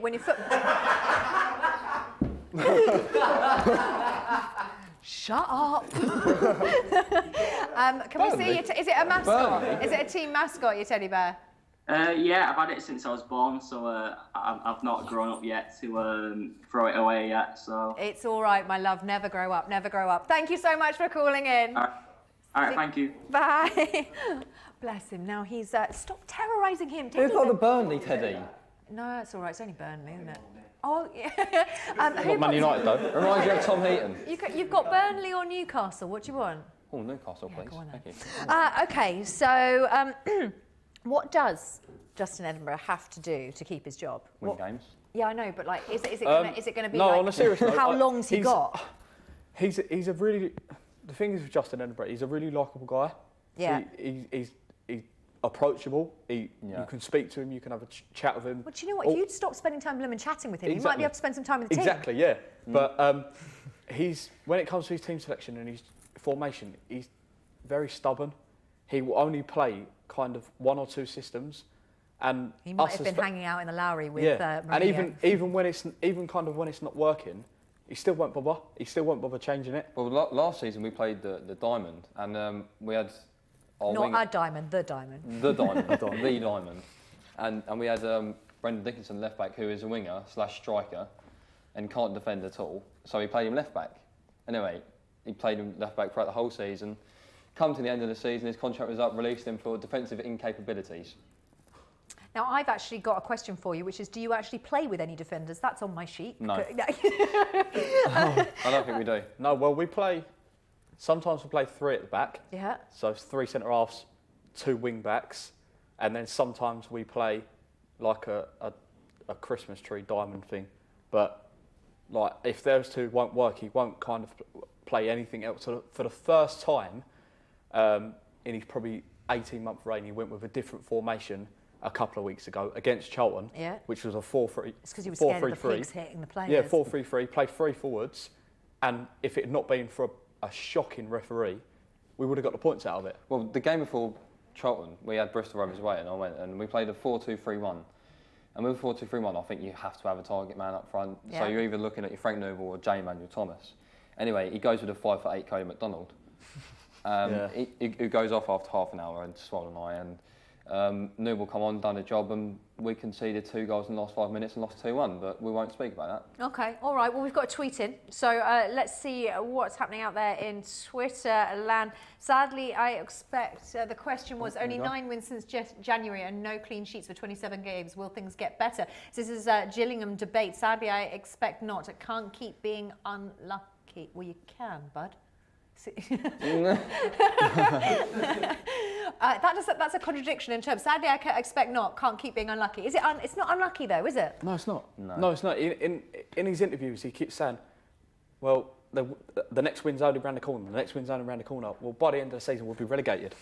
So it can't be the next win's around the corner. And unfortunately, in football, you lose. You go. Look at that record. Look.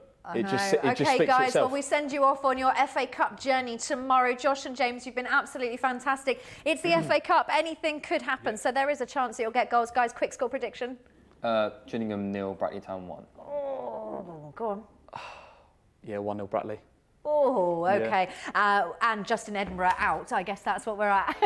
Thank you so much, Josh and James. You've been absolutely amazing. Make sure you join us after the break.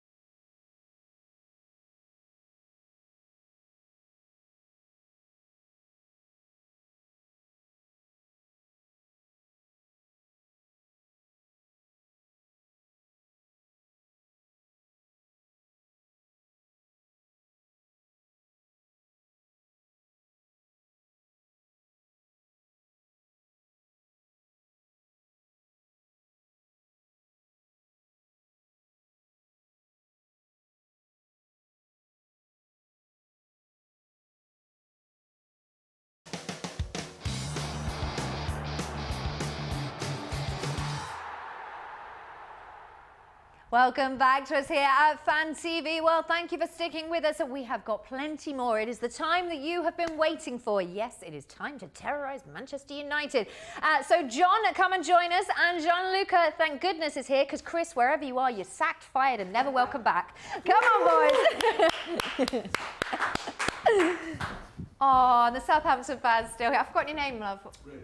Richard, yeah, he's going to be the only person clapping like a seal in the background. I clapped on my way on. We clap our way in. Yeah. So, John, you've stood up with a lot of abuse. I'm proud of you. You've done well. Thank you. You've taken it, and you've brought the Burnley. Bought for Teddy. Well, I'm not sure Burnley's a great idea considering last weekend, actually. Yeah. Probably best not to. Just put that down there. Just keep him away. Yeah, exactly. Don't talk to me about Burnley. That's fine. That's done. Okay, so where do we start? I wasn't actually going to talk about football. I thought we could avoid the subject. All right, okay. Yeah. What else do you do in your spare time? They found the world's biggest worm in England yesterday. Gross. Okay, yeah, seriously. If that's where you're going with your topics, we've got to go back to it. Okay, so Fenerbahce sounds like something that Justin would do. But what literally, what a ridiculous performance. Go on. Painful. Really painful. I mean, you can see the goal like that in the first minute. And don't even give it the first minute, my love. Minute? It was 65 seconds. No, it was 30 seconds, That's and the then first minute. 65 seconds and 30 seconds against Chelsea. Okay, yeah. So you can see the goal like that in the second minute, and I'm sorry, you can have the best manager in the world with the best defence in the world, and you're not going to stop that. You don't have the best defence in the world. No, we definitely don't, especially with Lyndon Rojo in there. I mean, it's just a disaster waiting to happen, and the whole performance from there on in was just a mess. They just looked like, I mean, Mourinho came out and said it. They looked like they were playing a summer friendly, and Fenerbahce looked like they were playing the Champions League final. Okay, so Jose Mourinho comes out and says this, Gianluca, but he said they weren't ready. They looked like they were playing a summer friendly. Well, he's their manager, and if you've not got your team ready, why are you sitting there in front of a press conference saying stuff like that? I mean, he's sort of deflecting the abuse, and it's been his ploy that he had at the end of his time at Chelsea as well. When everyone knew he was on his way out, he knew he wanted out of the club, and everyone knew that he wanted to go on to the likes of Manchester United. It was his dream job before. It's a sorry state of affairs at the moment at Manchester United. I mean, no one's complaining, but at the start of the season, I mean, everyone was saying, "Oh, he's brought in 4 fantastic players. They've won the first 2 games. They're definitely a shoe-in to compete with Man City at the start of the, for the Premier League title." Yeah. But you can't guarantee success by bringing in 4 players when you've kept the majority of the mediocrity that Louis van Gaal was dealing with, and David Moyes as well. So okay, well, this is Jose Mourinho last night. No, you can't actually read that there. We'll pop it up on the screen here. So it says, "Hey Siri, what do you think of So's goal?" It was effing incredible. I mean, yeah. Yeah, sums it. Yeah, there you go. Sums it up. Yeah. Okay. It was a cracker. It's funny. Oh, I don't know. It's funny. No one's talked about Van Gaal in a while, and then now last night's performance has brought up a lot of the old ghosts, hasn't it? I tied it in with Halloween. It's like my nicely done. Yeah. No, I think when you say no one's talked about Van Gaal recently, there actually has been a fair few people sort of saying you can see elements of Van Gaal's play coming back into this team now. Now, the way I see it is Jose Mourinho came in, he bought his players, and since day one, it's been a bit of a mess. They went to China for pre-season. Now, pre-season, it should be, anyone who plays top-level sport will tell you, pre-season is a time for you to prepare. Fitness-wise. That's ridiculous. They went to China. That's ridiculous. Pre-season is not about preparing your team. Pre-season is about making money in different countries. Okay, okay, for 21st everyone does century. it. I mean, yeah, everyone does it. But we've all been in the same boat. Yeah, and it's a sad way that football's going. But Mourinho has needed to remove this safety-first attitude of Van Gaal, and he's just not been able to do it. And then he comes to England. Why? That's the thing, though. Why can't he take this out of these players? He's won the Champions League 2 or 3 times in his career. He's not that manager. He's a manager when he's got. I don't think these players. They're not his players. They're just not. I'm sorry if I butted in there. No, but it's that, isn't it? It's a bit like Conte. You must see. What do you think when you see these managers coming over from Europe?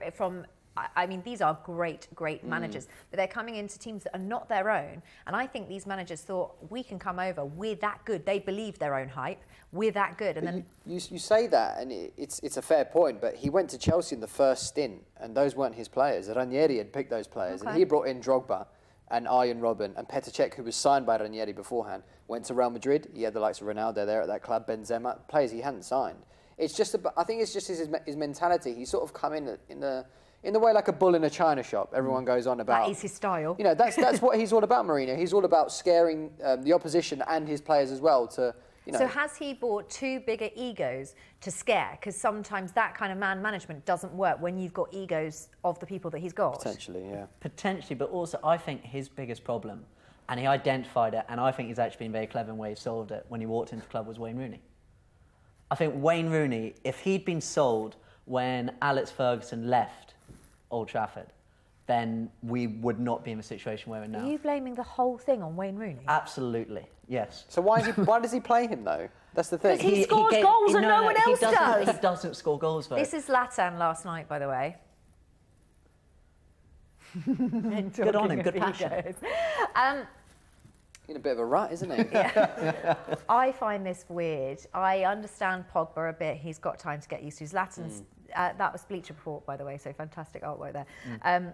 Zlatan has no frigging excuses. But he's been playing against not inept defenders in France for the last 4 years, but not the same quality that we have in the Premier League week in, week out. I mean, it's this whole cliche that these players are going to come over and score 30 goals a season because they've been doing it so for the last better part of half a decade.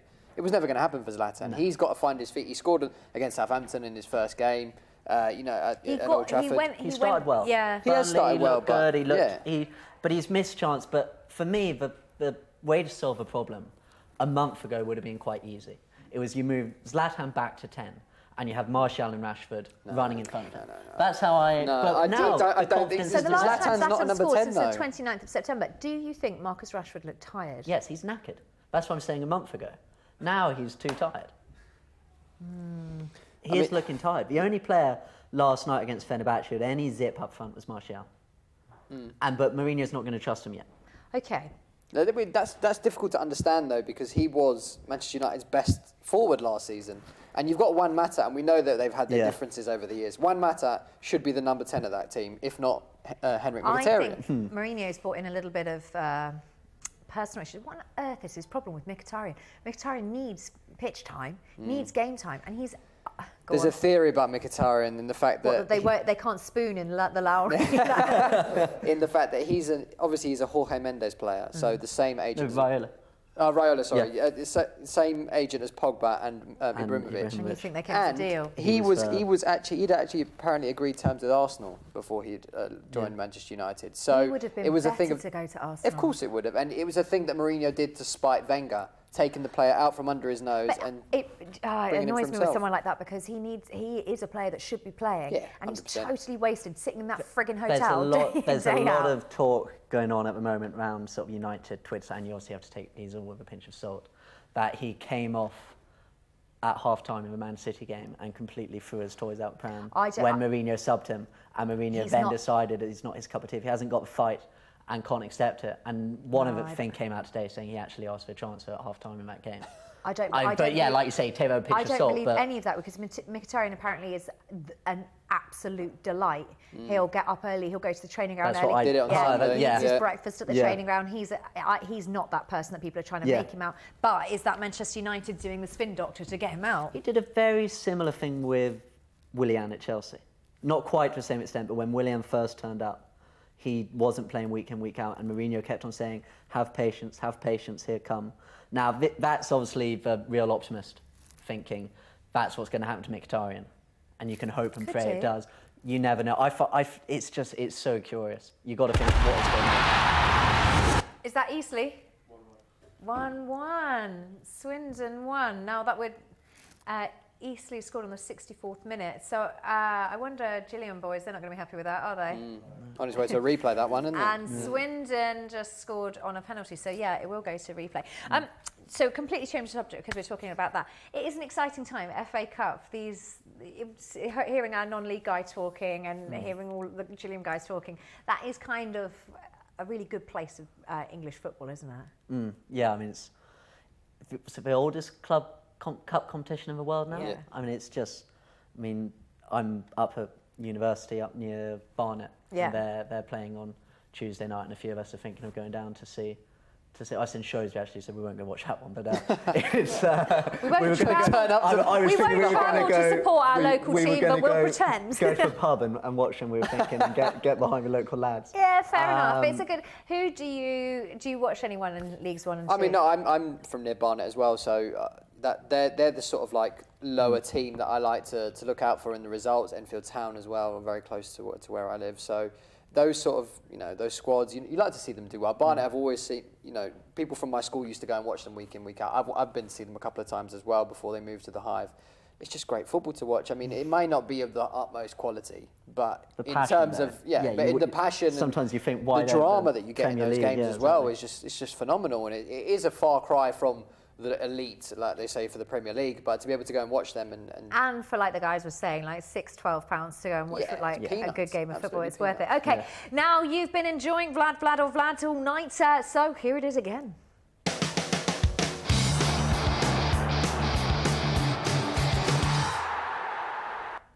Which Vad is a huge fan of dogs and loves our pampered pooches?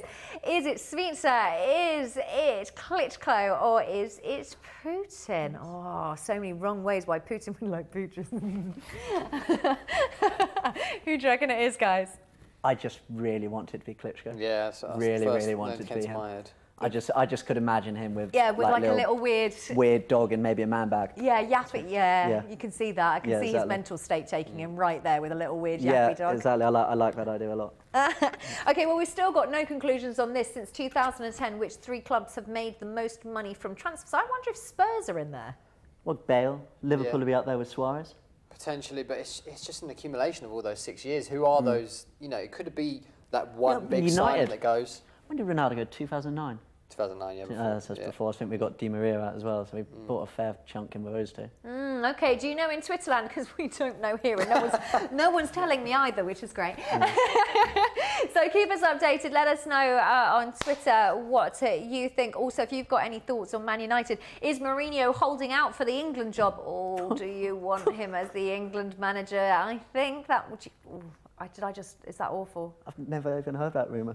He wanted it in 2007. A while ago, You've never even heard of that rumour? No, a while ago, not recently. Oh, yeah. Why do you think he's still staying in the hotel?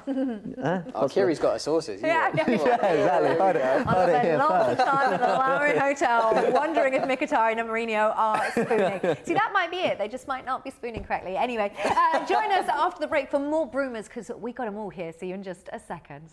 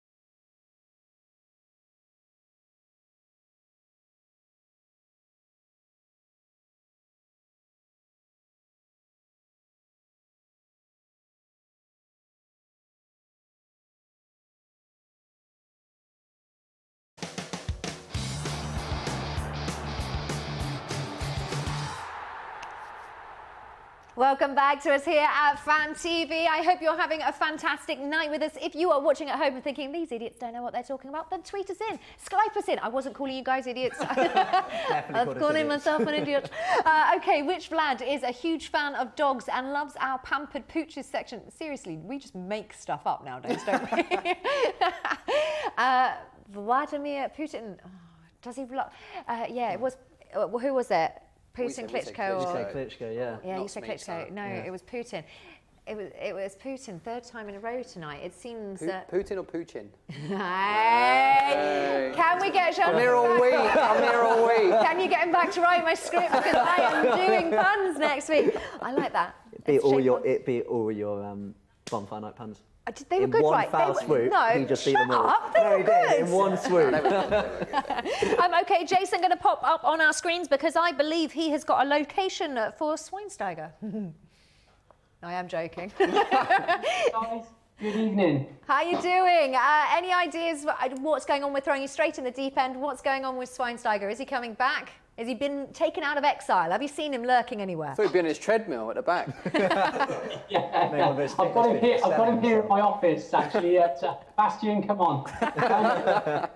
Either way, I think it's going to be a positive for United and the fans and us fans. Reason being, if he stays, I think he's still got something there to bring to the squad. If he's bombed out, if he's paid off and exiled out of Old Trafford, it's a win-win because it's a place for someone else to prove themselves. Okay, now what did you make? I've heard lots of Manchester United fans talking about the Europa League, saying they don't care, they don't want it, they're glad they're out, they don't like Thursday night football. We're not out yet. Oh yeah, sorry, you are. They're not out yet. Don't be silly, my love. You're out. What do you make of fans saying that? Are you a Europa League fan? I'm a football fan. Any United fan will always say, regardless of when we play or who we play, we want to win. We've had over 20 years of 2 decades of dominating football. We still, I think, no matter what any United fan says, we all say we still expect to win, regardless of who we're playing. These are tough times. We could talk about so much about Zlatan's goal drought. Pogba, has he settled into the squad yet? Mkhitaryan coming back into the team. Good to see him playing at last. Should we start with Rashford, Martial? There's so much to talk about with United at the moment. And the buzz is, regardless of whether we're winning or losing or drawing, everyone loves to talk about United, which is great. Yeah, fair enough. I suppose if no one's talking about you, you're out the newspapers. So You've been talking about it all night. I have been terrorising you all night. What did you make of Wayne Rooney's goal? And are people being harsh? He still scored. No one else in that team scored. It was a wonder strike. It was long overdue, I got to say. It was nice to actually see him in the middle of the park, rather than stuck out on the right wing where he's been on the wings, pinging the ball around. I think it was a strike in frustration. It reminded me about the Everton goal quite a few years ago when things weren't going against Newcastle for United. But I think Wayne is. He's a legend. He's become a legend at United, and he's done a lot of great stuff. I do think it's a time now to bring Rashford through and to give him more of a role at United, a starting role, I should say, alongside Martial as well. I know Martial was brought in as a very expensive player and one to expect for the future. So there has to be a crossover point at some time to bite the bullet and say, well, let's start with the youngsters, or at least start with the future of United now, rather than holding on to the past that we've done for quite some time. But is that going to cause problems for people like Ibrahimovic, who wants to play every week and he's coming to the tail end of his career, and you're going to shoehorn him out of that team and bring in Martial and Rashford? You're going to be able to play them both up front because people don't play two up front anymore. Example, last night we had 4 strikers on the pitch at one point. I mean, in terms of Martial, Rashford, Rooney and Zlatan, there's 4 strikers. To me, I saw the squad before the start, and I was gobsmacked that to go to a hostile location in Turkey, Fenerbahce is a tough ground to go to, as most of us know. They haven't lost for 5 or 6 games at home. Five of those games were clean sheets. And to go over there with 4 strikers, really, I knew we were in for trouble straight away. But in hindsight, had we won the match, we would have said it was a piece of genius by Jose. We're all great when things are going good and stuff, but we're quick enough to judge. But it's not gone well in the Premiership for us this season. 10 games, potentially 30 points. We've lost 15 points already after 10 matches. It's quite scary. We're only 5 points above the bottom 4 in the Prem. So for us to expect it's going to go well in Europa is kind of like we're expecting good things in Europe as we are in the Premiership, which just isn't happening at the moment. Yeah, everything's just not sort of gelling. Okay, so Paul Scholes said that Manchester United are not Premier League contenders and not in the same league as Manchester City, Arsenal and Chelsea. Do you agree? Well, we'll always be in contention in terms of all it takes is a couple of good games. We're back on track. On our day, United can beat anyone, but yeah, at the moment, I hate to say it, we are. The gap is there. I think any true fan or any partial fan of United fan can see there is the divide is there at the moment between the top clubs at the moment and United. We hate to be second, let alone 5th, 6th, 7th or 8th in the league. So Jason, I just had a call in actually. Manchester United would quite like someone that runs on the pitch, and I hear that you've done 7 marathons in 7 days. They're just wondering if you would like to take Wayne Rooney's place on the weekend. I do love a challenge, and I think Jose this season has got a huge challenge. Sadly, for Jose, he's. I love the way you just bypassed the fact that you ran 7 marathons in 7 days and didn't even say anything about it. As I said, I do love a challenge itself. So diplomatic. Yeah, exactly. Go on. Where did you do your marathon? I should tell you a story. I do love to keep fit, and I would love to be back playing football. That's all I can say. Okay, so Wayne Rooney, watch your back. Jason's about. Okay, Jason, thanks so much for taking the time out to speak to us, and congratulations, you crazy nutter. Okay, what do you make of Paul Scholes saying that? He's told the truth. I mean, It doesn't really help when you get all these ex-players. It does, especially with Paul Scholes, because he was so quiet and unassuming his whole career, like the least troublesome player. He was trying to get TV gigs. Yeah, exactly. And suddenly he's come out the last 18 months. And he's just blurted his mouth off non-stop. And last night was one of the occasions he was probably closer to right than wrong in terms of us not being with Arsenal, Man City, Chelsea at the moment. But Man City, you've got to remember, they played well against Barcelona, but they won 1 in 6? Yeah. And it's all very easy to say, oh, look at Mourinho and Chelsea have gone on an up and down. Conte was out a couple of months ago. If you I know, you've got to love football, haven't you? Yeah, exactly. It's a game around. It's a game from turning it all around. It is, and it's a magical game. One game that is not magical is What's the Damage? Peter Ramage. Okay, you have to guess, guys. Have you ever played this game before? Yeah. So you are lucky. I'm you are excited. lucky. Okay, so Eric Dyer higher, or what's his face lower? Basically. Leonardo Ulloa. Ulloa lower. Okay, so we put an item on the screens.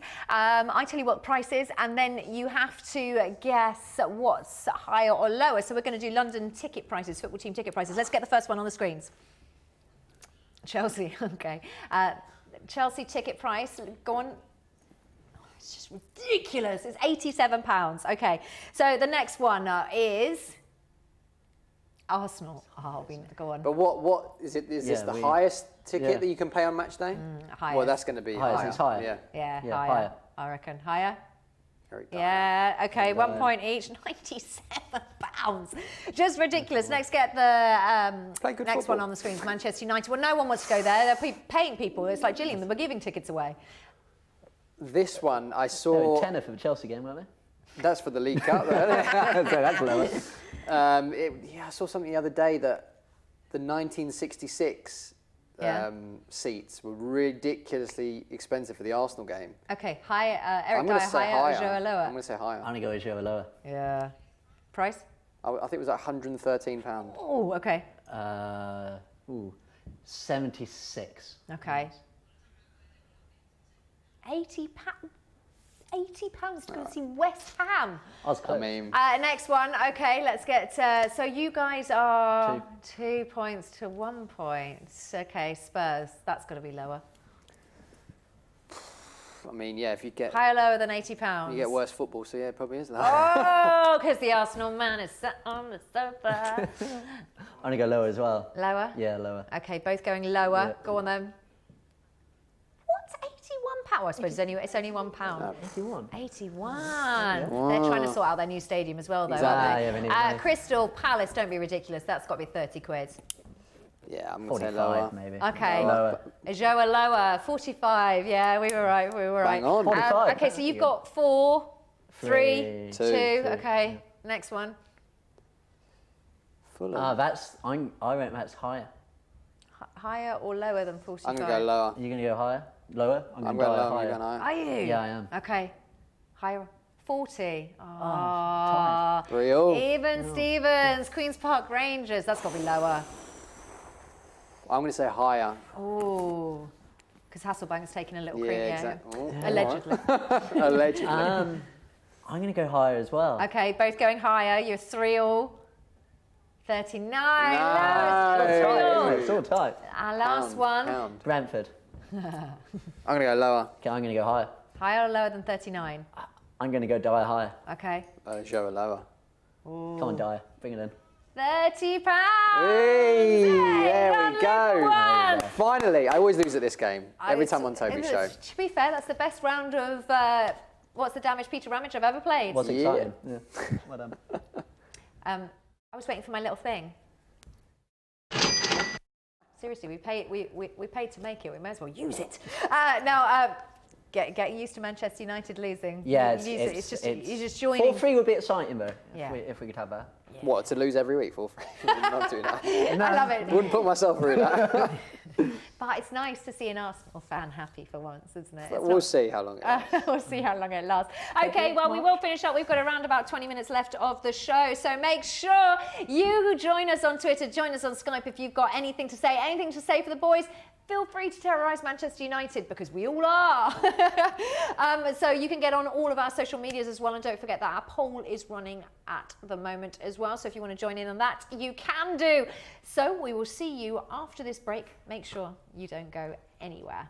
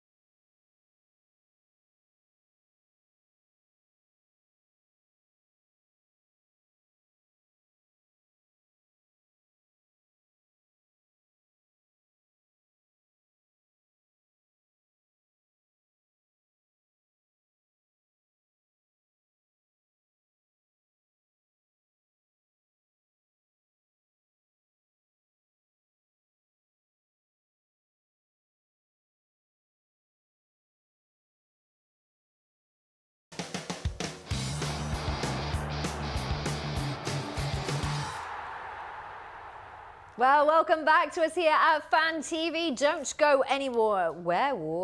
I did not drink in the break. Okay, since 2010, which 3 clubs have made the most money from transfers? Speaking is so difficult right now. I don't know why. Okay, so you were right. Really? Juventus one. Did you have any others? Don't read off my little bit and start giving my...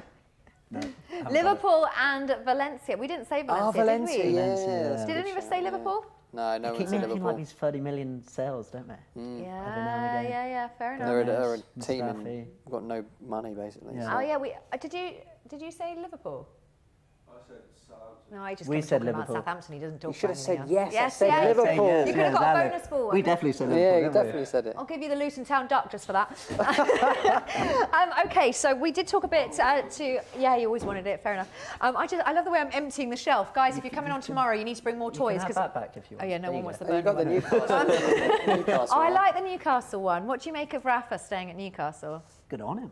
Very good, very good. You want to see someone go down and show, that he can do it at that level as well. Especially considering he joined at the end of the year. Yeah. So it would have been so easy for him to say, yeah, I picked up my money for trying. Now I'm going to. I'm surprised. I am really surprised. What, they're doing well or that he stayed? No, I knew they'd do well. He's gonna get it Yeah, out of them. straight up.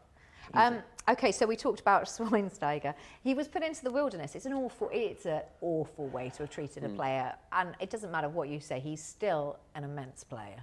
Yeah, consummate professional as well. I think he's taken it on the chin quite well. You'd think that a player of his, experience, that throws toys out the pram to say, "I've come to this stage of my career. I want to be playing every week." You'd think at Manchester United that they would be playing him there, other than Carrick. One of them two could play that sort of number 6 role. Carrick's sort of in this exile as well. He's out of favour. I think it's just they sort of get to a certain age, and Mourinho's never been one to use the more the older players in his team. But at the moment, there's no leaders in that team. There's no goals, and there's no direction. Getting a few of these names in that actually might be able to give, and I think players like Rashford only become amazing players through playing with great players. I think if you put Schweinsteiger next to Pogba, then you do potentially have a player alongside Herrera. I know you said earlier if you put Carrick with those two. Well, I think it's the same with Schweinsteiger. I think he's got the intelligence. The one thing I would say about Schweinsteiger, when you say, I agree he is an ultimate professional, been there, done it, not thrown his toys out with prams. There were whisperings coming out of the club that the players last year actually weren't that impressed with his attitude. Okay. And he kept on following Anna Ivanovic, his now wife, when he was injured. Who wouldn't? No, exactly. I would quite happily follow her around the world. Earning 90 grand a week. Exactly, but rather than they felt he should be working on getting fitter and recovering from his injury, instead he was popping up on Instagram in Monte Carlo. Yeah, exactly. It's only Monte Carlo. Only Monte It's not that far away, is it? It's like going to London from Manchester. No, it's not that far. I feel there is a sense that the players weren't that keen on it. Maybe he's done. Maybe. I don't think he is done. I don't think he is. I think there's a lot he can still offer. Where? Because there's a... MLS. Yeah. Him, Zlatan and Rooney, they can all go off to the MLS. It's a good format. I mean, the LA team is coming in 2018, so... Do you know what? It's a good format. The MLS is going to, as with everything in America, they do it well. And I know... have you seen that video on the internet of the MLS taking penalties where they would run?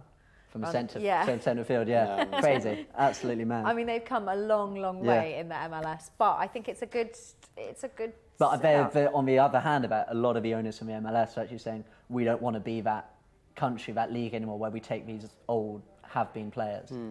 They say we're sick. Is it LA or Miami where this new team's? Oh, Miami. Sorry, Miami, exactly. LA, I think the guy who's sort of behind that, he's come out and said, I don't want to be where a player like Wayne Rooney finishes. Graveyard, Yeah, a graveyard, exactly. I want to be where a 25, 26-year-old, Giovinco, for example, who went over to, is it Toronto or just something? Just to take the big money. Yeah, exactly. Okay. Yeah, okay, he's chasing the money, but also he's a player who's pretty decent. But he also sort of not threw his toys out the pram whilst at Juventus, but he sort of got to that point where he wasn't playing every week, and he said to himself, I'm going to go and play in the MLS, 28 years old. Could have gone and done it in the Premier League, I thought. Yeah, he's linked with could have given him. He'd been linked with Arsenal for quite a few years, and I thought he could have done at least a couple of years elsewhere in Europe, and then try and get better. Yeah. And then maybe go to the MLS later on. But yeah, it's interesting. I mean, whoever goes to play in that Miami team as well, if it is the likes of Ibrahimovic, might go and finish his career there. Those sort of teams are going to need an ambassador who's been there, who's done it, who they're going to make a statement for themselves. Yeah. I mean, Pirlo went to New York City FC last season, obviously, as well as Lampard. Gerrard went to LA Galaxy. So, these are the players that obviously had very, brilliant career, glittering careers, but they sort of see themselves maybe getting one more payday. But they're also showing that sort of calibre are going to go there. To America. Yeah. It's not bad. So the £10 million payout in January, the rumours are for Schweinsteiger. Do you think that's something Mourinho is thinking about? No. No, I can't see him doing that. I don't see the point. Didn't he say something along the lines of he's back in training so he can find himself a new club in January? Mourinho basically said it can work for both of us. But if he gets fit, he's going to find it easier to get a move, which will work for us as well because we're happy to sell him. But if he also gets fit and proves himself, the door could be open. So I don't see him. He's not going to put it back in that team. A £10 million payoff? Yeah, no, I don't think he will put him back in the team, but £10 million payoff. The one thing that Wenger has done, finally, has got quite a big squad, depth in that squad, and finally they work. So Giroud can sit on the bench and come off and fit into the team. They've got a spine of their Mustafi Koscielny, but they've finally got a group of players that will work together. And as much as Mourinho mocks Wenger, that is what Wenger can only, what Mourinho can only dream of right now. It's funny, you say, people say a lot of Man United players could get into the best teams in the world, and they could. You could list them off. Pogba could, Martial. But none of them are playing together. That's my point. You'd take one of them, but you wouldn't take two of them together because they don't play together. We haven't anywhere on got field a partnership that works. A Beckham and a Gary Neville partnership, a York and a Cole partnership. We just don't have that anywhere. Is that a Mourinho thing? Because we're being told, there's competition for places, but at Arsenal, everybody it feels like that squad. Everyone can move, and I know it's taken a long time. It's taken 4 or 5 years. Since Van Persie left, that team's gone through the motions. And in fairness, again, that's testament to giving a manager time. Exactly. Which Mourinho doesn't seem to. People just don't seem to be allowing him to breathe. Yeah. But that really is. All those players need to find time to play together. And I think because they are great players, everybody's going. They must work. Surely Zlatan and Pogba will be able to find each other where it doesn't work like that. Sport doesn't work. They need to have time to train together and work out how to play together. And if it's not working, Mourinho has to show his old ruthlessness and say, I'm going to make a change here. I'm going to move Zlatan. I wonder if pitting players against each other is what that team needs right now, rather than... Yeah, that's the thing. So is he the right manager? No, I don't. I mean, I never thought that he would be able to take a team, not out of the doldrums, but take them from 5th place where they finished last season and be able to get back into that top 4, because that gulf is quite big for teams to be able to do so. Liverpool haven't done it in quite a few years now. No. And obviously they had the Suarez's and the Sturridges and the Sterlings. That front three was one of the best I've seen in England for quite a long time. And obviously they started leaving, couldn't win the title, couldn't win cups here and there, and started flowing out. Obviously now people think of success as instant. You've got to be able to come into the team. You've got to be able to go and win things here, there, and everywhere. But if you look at the likes of Wenger, and I've been a big fan of his ever since he's been at the club, and I've said it on this show before, he's been able to create a legacy because, like you said, Kiri, he's had time on his side. But he's the last of a dying breed in those sort of managers that will put. That's never going to happen again. He puts the club before himself, whereas other managers. He does from top to toe. He works within that club. He knows the inside out of the youth team, the physios, everyone. But now, finances. Exactly. He knows he would destroy the club if he went out. And now, if you've got those managers, they come in and just do as they please. Yeah, Mourinho just spend big. Hope it proves good. Yeah. Okay, let's wrap up poll 3. Let's get the results of poll 3 onto your screens. I can't say it when it's not spelt out for me. Mark, how'd you say it? Aritza Durith, that's it, scored 5 goals for Atletico Bilbao last night. What's the most memorable 5 goals? And Aguero versus Newcastle, that's the most memorable 5 goals. Berbatov and Blackburn 17. And Defoe, closely followed by Defoe, 31% versus Wigan. Guys, do you reckon that's your most memorable 5 goals? I mean, it was memorable for me in the fact that I didn't triple captain Aguero that week for fantasy. And the other boys in the studio did. I had Raheem Sterling. Tomorrow, Toby is back and he will be sat right here where I am on the Limey Greens. He'll be joined by Arsenal and Spurs ahead of their game on Sunday, that big London derby. So expect fireworks, Liverpool fans and Celeb FC players. Derry and Mariam will also be here. Also Watford, Newcastle and hopefully a Man United fan, but they're proving quite unreliable. Apart from you, John, you smashed it. Sounds like a good one, so make sure you join him tomorrow at 4 p.m. And I'll be having a nice day off, but don't you worry, I'll be watching that little monkey. Okay, so score predictions for the Sunday game against Swansea. 2-0 United. Do you know what? If they can pull it out, the problem is Swansea are also looking to break their unbeaten run. Unwinnable run. Yeah, but they're going to go into this on Sunday so determined to break that curse. But they're a bad team. Well, they've beaten you in this the fixture last, yeah, the last to be two fair, seasons. the last two. I always give it I think wind your neck in, John. Hey, you said you wanted an optimistic fan. I've given you that despite everything. Despite it all. Yeah, exactly. that game's got draw written all over it. Yeah, I think so. 4-3 win, United. Go on then, all right. I will make sure that you get the pot noodle. The pot noodle is yours if United win. Morgan. You can have a bit. You can have a bit. You can't have it all, but you can have a bit now. It's a limited edition one. Arsenal, London derby. Oh God! Arsenal are ready for it. They're raring to go. We've never beaten Pochettino managed a Spurs side managed by Pochettino. So I think we'll break that duck. We'll destroy their unbeaten record. Destroy it. We'll beat them 3-1. I think so because everyone's putting the money on Harry Kane, but Harry Kane played 20 minutes. Well, he starts off slow every time, doesn't he? Yeah. So when he's over the summer, he comes back, starts off slow. He's been out for 6 weeks. He won't start on Sunday. I don't think. They'll play Son. 20 minutes. Yeah. They'll play Son or Janssen up front. I just think. Arsenal got a few players coming back into the fore now. Bellerin, Monreal, Cazorla won't make it on Sunday, but Walcott as well. They're back and in training and everything. So, and that team, like you said, that core team, it's starting to click at the moment. Sanchez and Ozil, one of the greatest partnerships I've seen. Oh, Koscielny, Mustafi. Best centre-back partnership in the league. I mean, you spoke about Van it's Dijk unbelievable earlier, that Arsenal are where they are right now, and they could go at the top of the table. So we will see about that London derby. Of course, don't forget to join Toby. Get your Tarrant Out t-shirts on and join him tomorrow at 4 p.m. And he'll be talking all about the games as they happen, the goals as they happen on Saturday, and previewing all of the games on Sunday as well. Thank you so much, John and Gianluca. I really appreciate you guys sitting on the sofa, taking the abuse. We'll see you next time. Until then, it is good night from us.